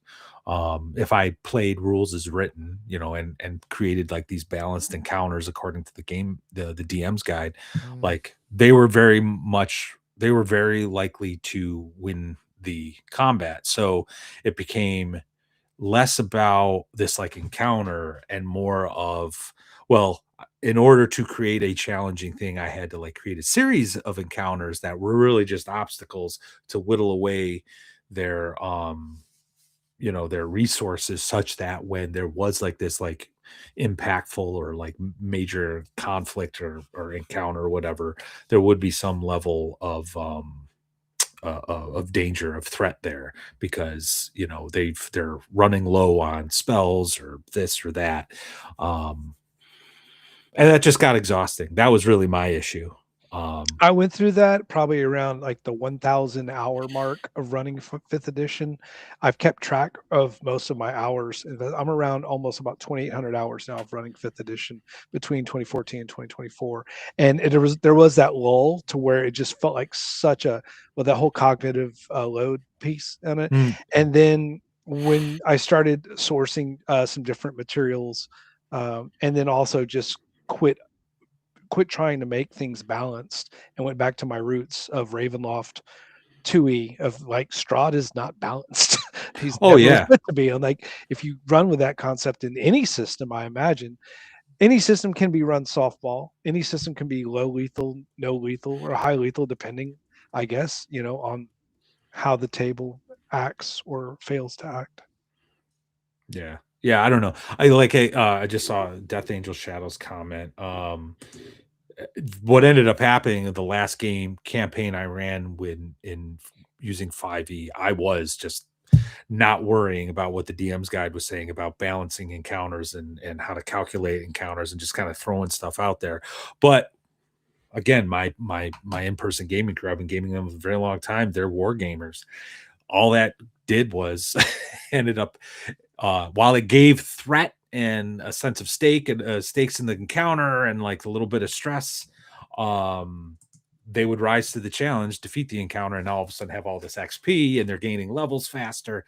Like I said, it just got exhausting. I prefer something a little, like I said, a little more on the OSR side of things. So where it's less about the game mechanics and more about their imagination and what they're doing. But in I'd any agree event, with that. I'd agree with So- that. So Chubby all saying, right. what's it? Colonial Europe, Americas. I feel like we have a history lesson incoming. the Here we most go. adventurous people left Europe for the Americas. That affects the personalities of people still today. The same thing happened with the OSR and 5e. Agreed. I give this speech all the time about how we lost we ran out of the frontier. We ran out of the West. Like Yeah. it was kind of a shame, that there's no more places. Where are you going to go now? People used to just go to these undiscovered lands. A bunch of malcontents like myself would wind up somewhere where nobody could tell them what to do, and they built these new places and we're out of world. It's That's why we're going to Mars. No, we're not. and Everywhere- I'm the UFO guy, and I'm gonna tell you, we are not going to Mars. Everywhere, every system, every setting, every game is just an extended city center concept. I mean, is it just? Kind of. It's like when you run out of. That's the whole system fatigue thing that I mentioned earlier. It really does still stick with me though. Like I've gotten so reductive to where I just don't.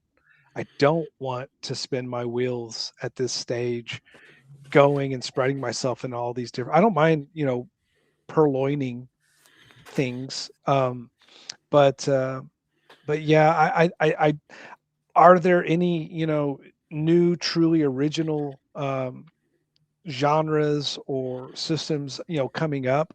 I think we are on the tail end of whatever this boon was, if you want to Bronze Age it, or whatever comic speak, and it's going to get more to chemistry between players and GMs for consistency and longevity, because the market is definitely in shift.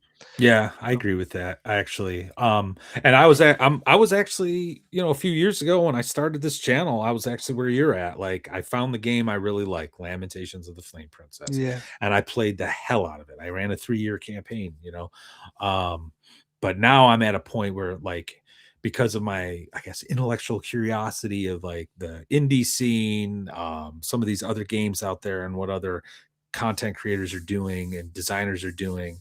I want to see what else is out there. Like I said, Mothership, I really like Mothership. I think it's a really interesting system.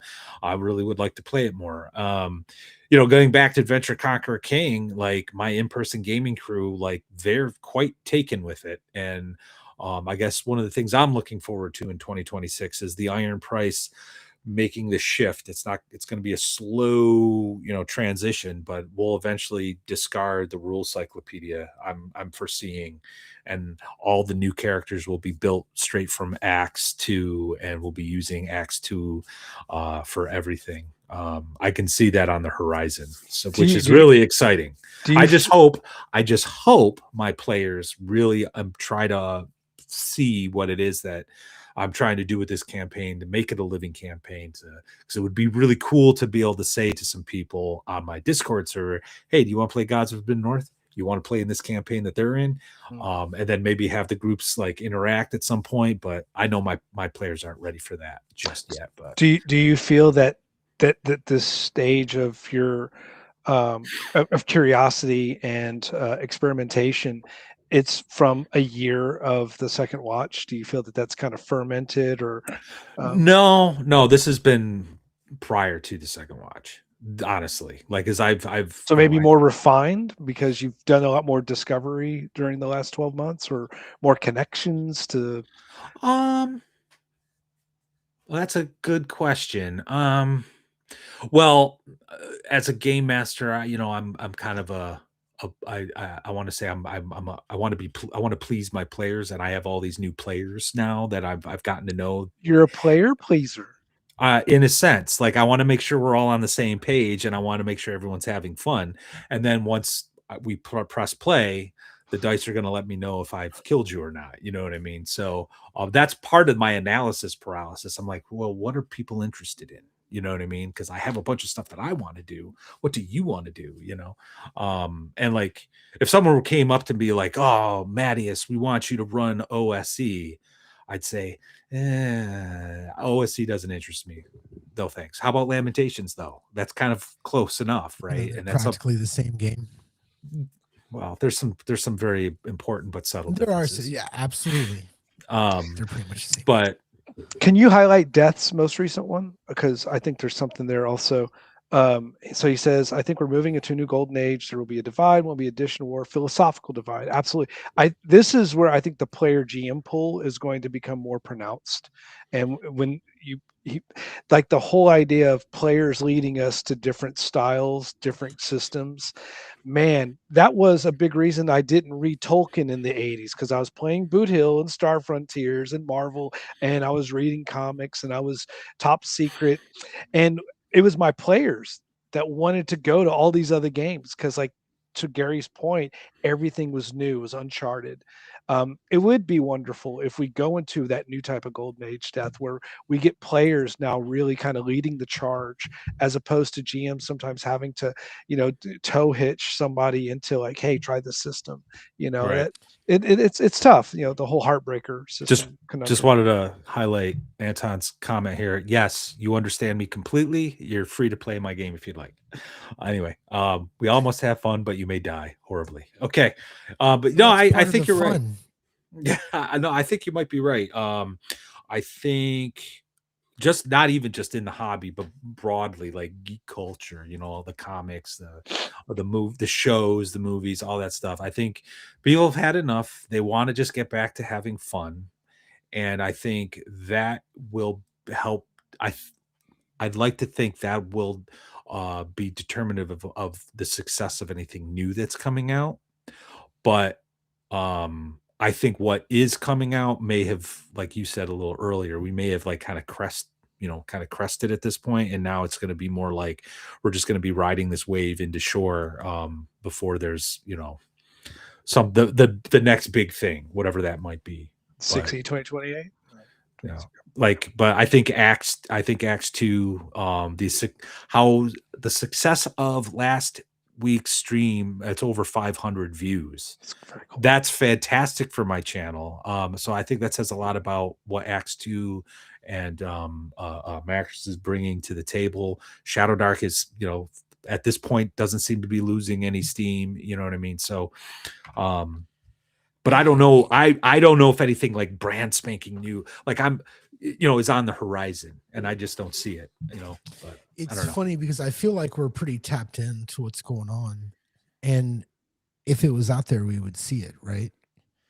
Like we Settings, would, settings will be the yeah, main thing. Yeah. System think agnostic, settings. system neutral, and settings are now I where think probably settings and adventures. Um, the problem here's the problem with looking forward to new products these days.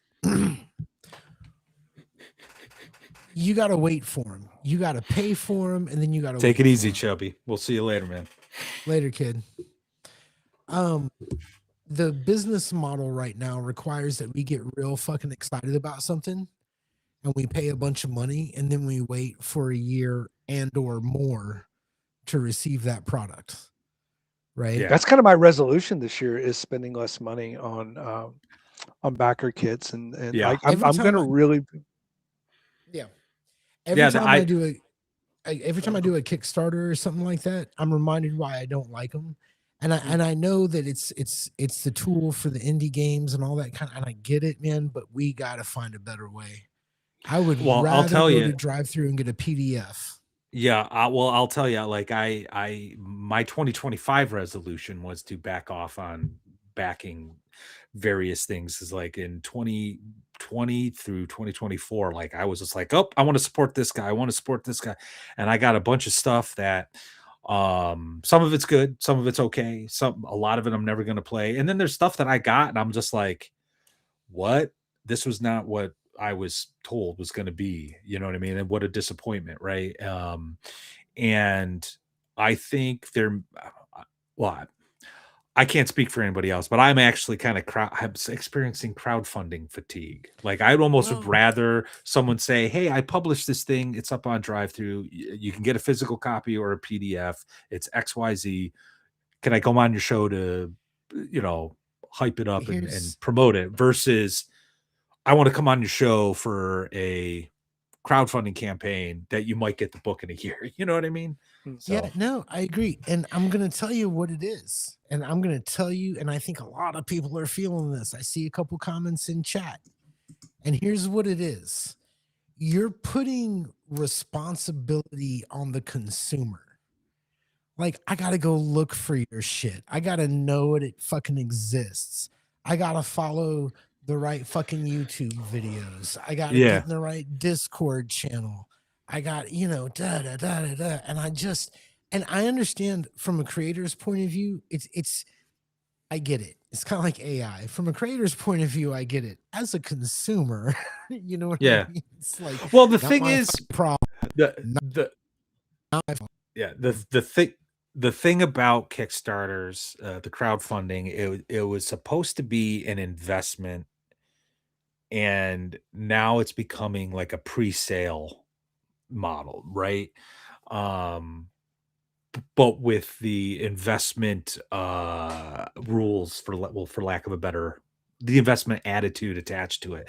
So like people are like, oh, I'm gonna pre-sale this. I'm gonna pick it up now. I'm gonna pre-order now, and I'll get it in a year. And then if the creator sucks or is irresponsible or whatever, all of a sudden you've lost it, and everyone's like, what the heck's going on?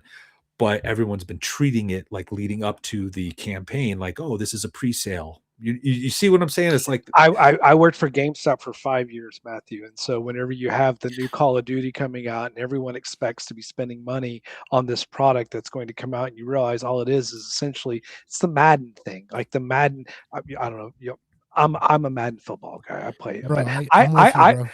10 years, I quit playing it because they took out the double wide defense that made it easy for me to double wide both receivers. They made it be a bunch of convoluted button presses. And I'm like, okay, I'm done. And I quit doing the pre-sale because I wanted to wait and see if the game was going to come out with the double wide defense. Right. Yep. And it took 10 years for it. Guess what? I bought it. I just bought it. It has the double wide. And I'm like, oh, wow, I did that. But putting that money up front, all it does is it's just that blind trust and faith, and especially with the bigger corporations. You realize, with Kelsey, I would do it.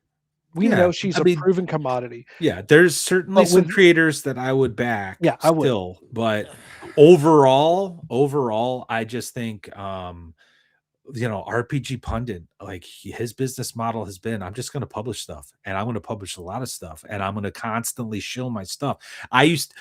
One of the jokes is, if you watch an RPG Pundit video, the first 5-10 minutes is him talking about his stuff. But you know what?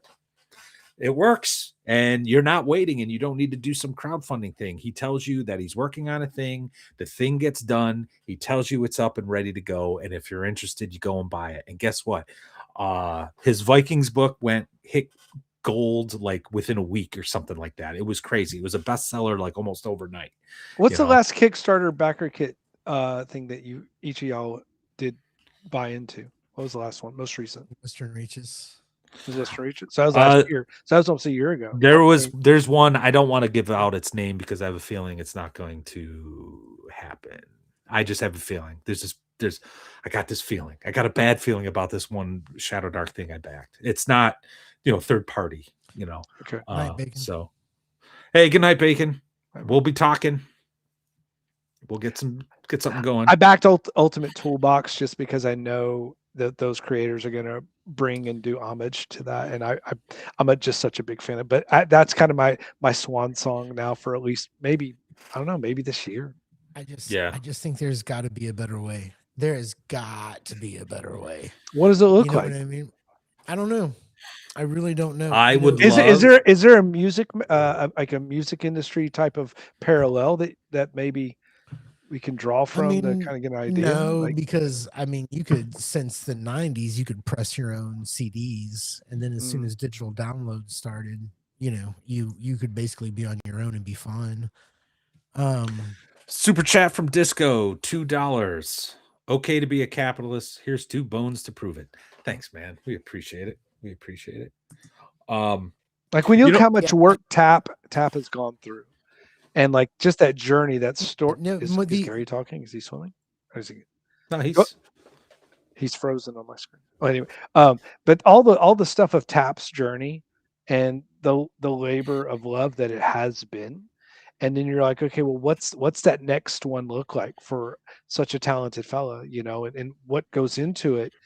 Is the juice worth the squeeze? What sort of avenues exist to make that so much more feasible to where he can have a consistent output to a pundit? What I would like to see, and I've said this before, I would like to see a viable alternative to DriveThruRPG, and it's got to be more than a website that sells PDFs. It's got to be more than the conservative itch.io. I mean, I know politics is a big thing for a lot of people in the industry, and they want to create their own to stick it to them. It's like, you're not going to win if you do that. You got to be neutral. You got to be just like, hey, we're just trying to sell games. I don't care who you are, but it's got to be more than selling PDFs. It's got to have be able to do print on demand and print.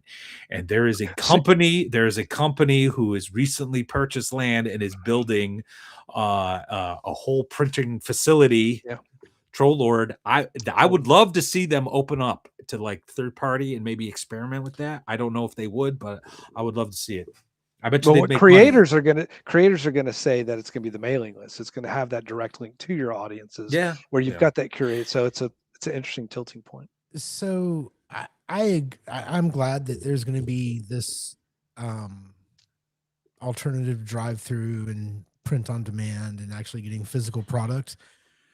I think that the smart folks, if you're really smart, you make sure that the PDF is as usable and as good looking as the book. I think that more and more people they're not going to be like me, because I just, I get rid of shit all the time. But I think there are more and more people who are tired of having shit stacked up. I think the company that really embraces the PDF and makes it useful at the table, they're going to win a lot. That doesn't mean you can't make their physical books. It doesn't mean those physical books can't be beautiful, right? But the company or the group of people who decide to really focus on design of that digital product and for its usability, they're going to win. They're going to win in the indie market, because they're not going to worry about printing. They're going to win amongst their own sliver of the small sliver, the 2 to 3%. I don't want this to sound nihilistic, but it might. The ultimate point, when you look at a pundit or you look at a Chubby or even a Kelsey, is that the degradation, the deterioration of the local gaming store retail bricks and mortar is just it's just never going to be like it was. It's never going to be as it once was with the proliferation of shelf content. You can't even find it in your used bookstores anymore. We were talking about that earlier. Yeah. And so it's going to be like, how do you get it in front of people? And it's just going to be like massive evangelism is what it's going to take. You got to be willing to go to cons, willing to get in front of people that aren't going to go to conventions but might be open to it. Well, where's that going to be? I don't know. I don't know where the mediums or the forums or the places. It's the third places. It's the third places concept to be able to get exposure to these games. I think $5 super chat from Death Angel Shadow. I like what Don Samora Wizard Tower Publishing is doing. I just ordered the Tim Kask book from Amazon. It'll be here Monday. All his stuff is printed. Thank you for the super chat, sir. Thank you very much. Yeah, I was gonna say I've actually been thinking about this a little bit, and yeah, that we're gonna see is am I doing not anything? anymore. Am I Yep. back? No. All right, sorry about that. I think the next step beyond the PDF is gonna be when you buy, say, a game like OSC digitally, it's gonna come with digital dice and maybe something you're gonna get a complete game within the app. I think we're gonna see more and more digital. I think that's just That's where that's the longevity is going to be heavily predicated upon whether or not you have digital virtual assets interface. Otherwise, you're really going to a market that's already in atrophy, and it has been for years. If you're going to latch into the Z's and A's, you're going to have to. It needs to be robust. Yeah, and I'm not talking about a VTT. I'm just talking about a game that allows it. You're going to buy an app. You're going to be allowed to share character sheets. Sure. Maybe share dice rolls. It's going to have all your rules. It's just going to be a bit more functional than what we think of as the PDF without being a full-on video game. So I think that's next. Y'all remember the Hero Quest game? Yeah. Yeah. It's funny because I run that sometimes every once in a while whenever if I have people don't show, and it's like, okay, well, hey, let's play Hero Quest. And there's like a whole digital interface where you can kind of come up with scenarios. And it's like little stuff like that. It kind of gives it this novelty. And it's funny for a game that came out, 33, 34 years ago, like those little bits of spark, is how you get the new gen sometimes to be like, oh, I can do that in this.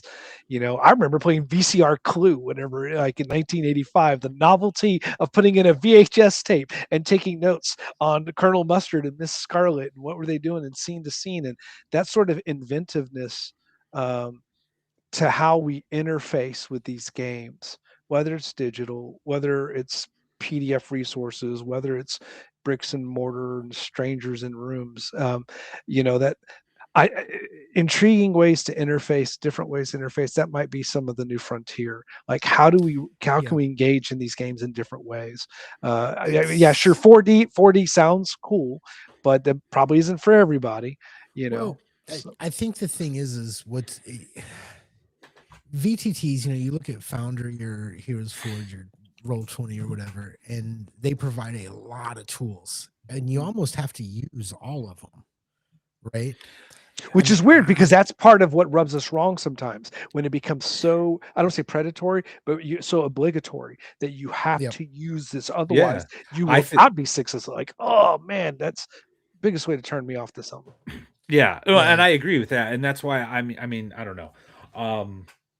I think you guys are right that there's I don't know.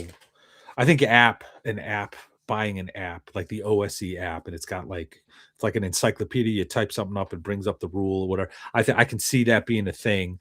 But that's probably, I don't see like the third party indie market, someone like Chubby just making, modules and supplements and stuff that would be useful for him. You know what I mean? Well, hold up. Go ahead. All the tools he uses to create his products. Right. He's doing his What? That I didn't catch. You're so good at it too. Usually I know. okay. I think Am I can hear you. back?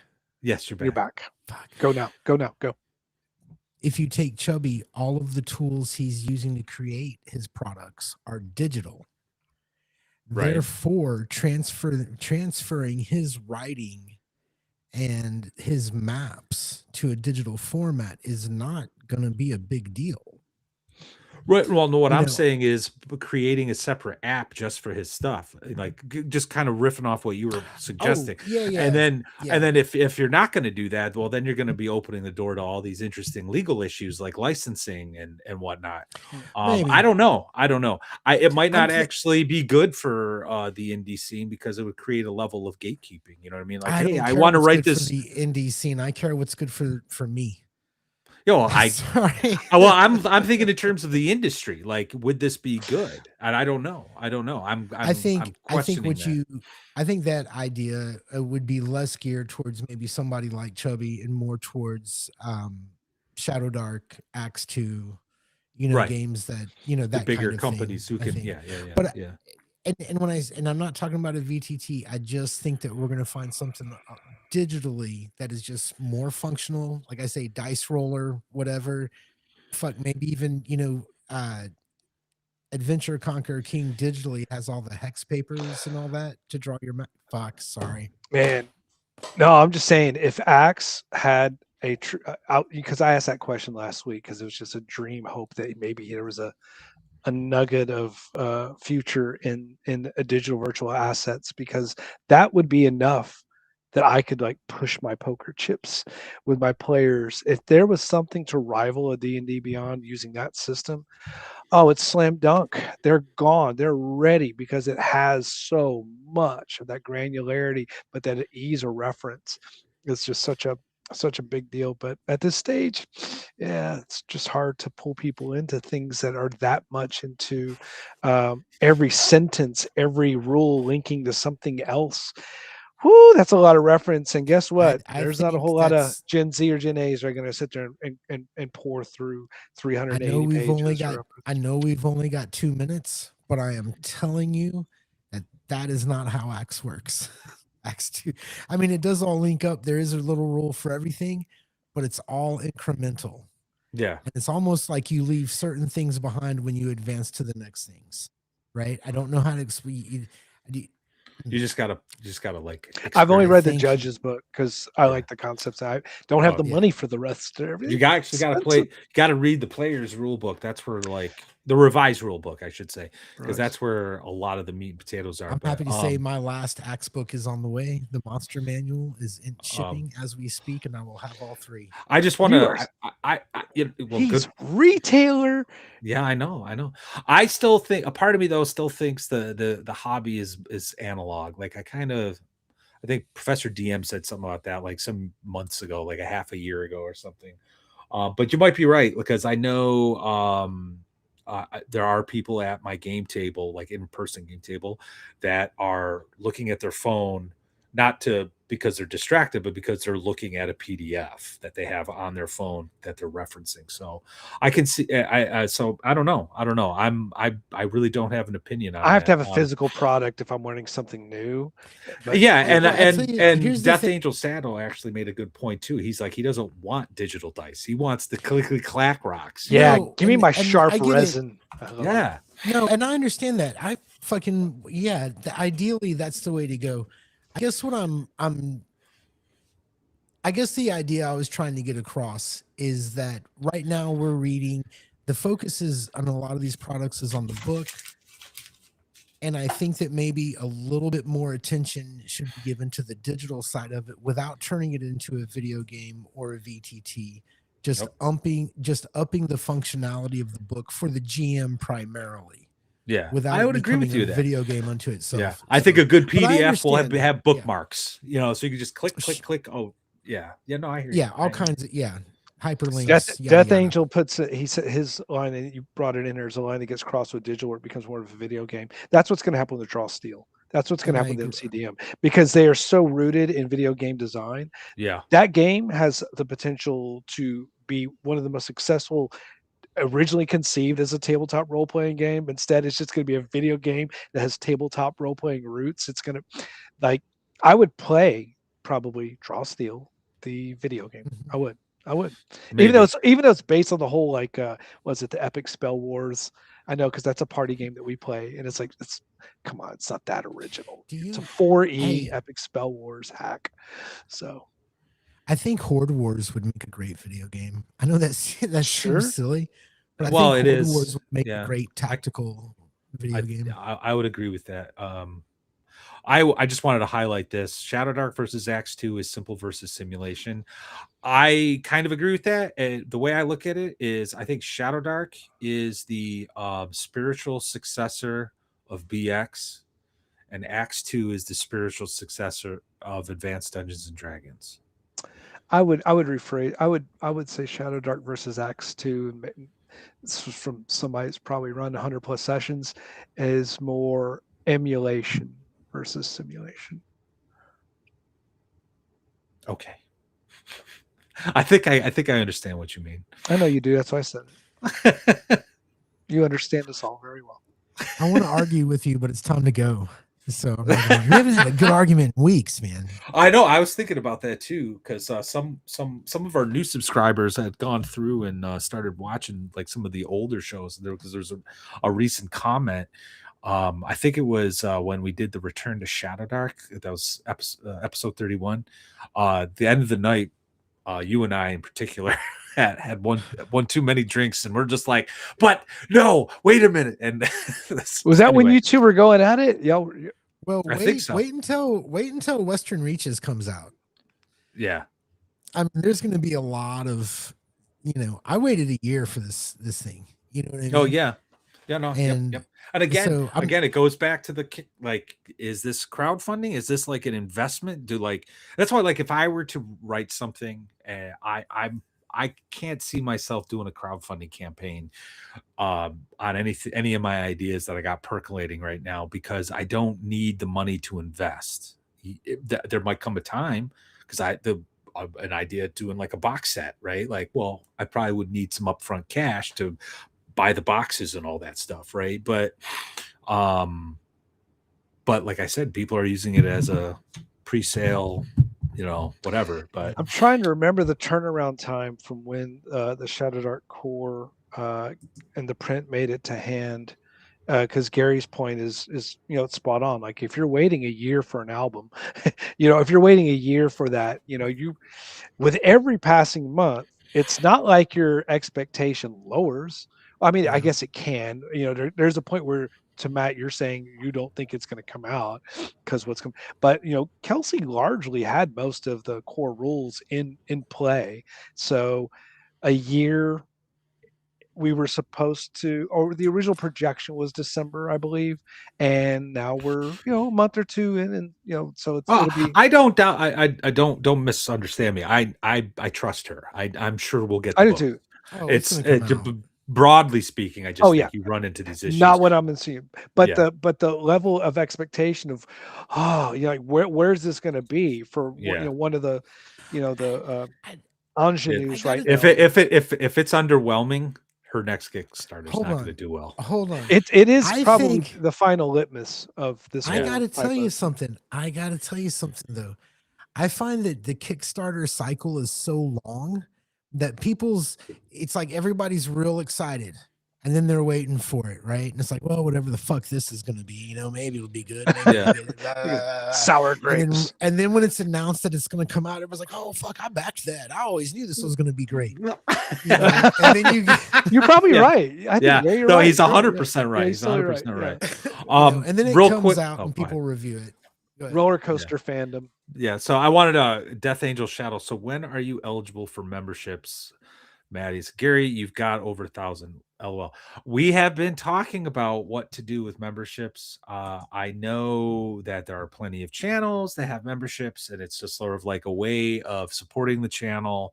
And maybe there's like members only videos that are made or something on occasion. I don't want to do that. I feel like if you're giving me money beyond a super chat, like if you're giving me like a monthly subscription to like support Gary and I and Brian's like trips to North Texas Con or whatever, I want to make sure you're getting something of value beyond just what we're already giving you with the show, right? So we've been talking, we've got a couple of ideas. Some of them are like I think are pretty awesome. It's just a matter of can we pull it off? Talk to me in 6 months. Maybe I'll have something for you, but for now, It really The- comes the- down to we don't want to. We both feel, we all feel as if we take your money for nothing, then all of a sudden we're just more shills. yeah, You know, and one of the things that we're able to do, we really get to say whatever we want to say. We get to talk about yeah, what we want to talk about. All of this came about because guys wanted to talk about role playing games together. yeah, And there is a certain, like, I feel a certain amount of like, I want to protect certain Yeah. aspects of this. I was thankful for everyone up, and we got more subscribers, and it's awesome. But we on the show because we wanted to talk to him. yeah. So you just kind of want to guard the integrity. Yeah. And Death Angel Shadow, you can do members first videos that go public after so many days. Yeah, but to me, there's no value in that. Like, why, if like if I was giving someone a membership and that was like the membership thing, I'd be like, why am I giving you this? I'll just wait a couple days. You see what I mean? Like, I am an ardent capitalist. Like, I'm like an Ayn Rand capitalist. Like, I don't even like taking charity from people. Like, if I'm down on my luck, I'll figure it out. You know what I mean? Like, Besides, we've got Chubby. Oh yeah, He's Chubby's pay gonna for be everything. Yeah, he's buying and that's not charity. Gonna make He it. owes me. No, I'm just We kidding. earn that shit Yeah, all year yeah. long. We allow him to talk so much goddamn shit. Anyway, I encourage it. I send him messages throughout the week just to needle him. yeah, and then you get anyway. But anyway, Death Angel Shadow, thank you for the idea and the thought. We do appreciate it. We want to make sure you get something. We got to see if some of the ideas we have are feasible. So, But if you'd like to send a check, you can make it out payable to Gary D. Lewis. Just send me a message if you want to support the show on the down low.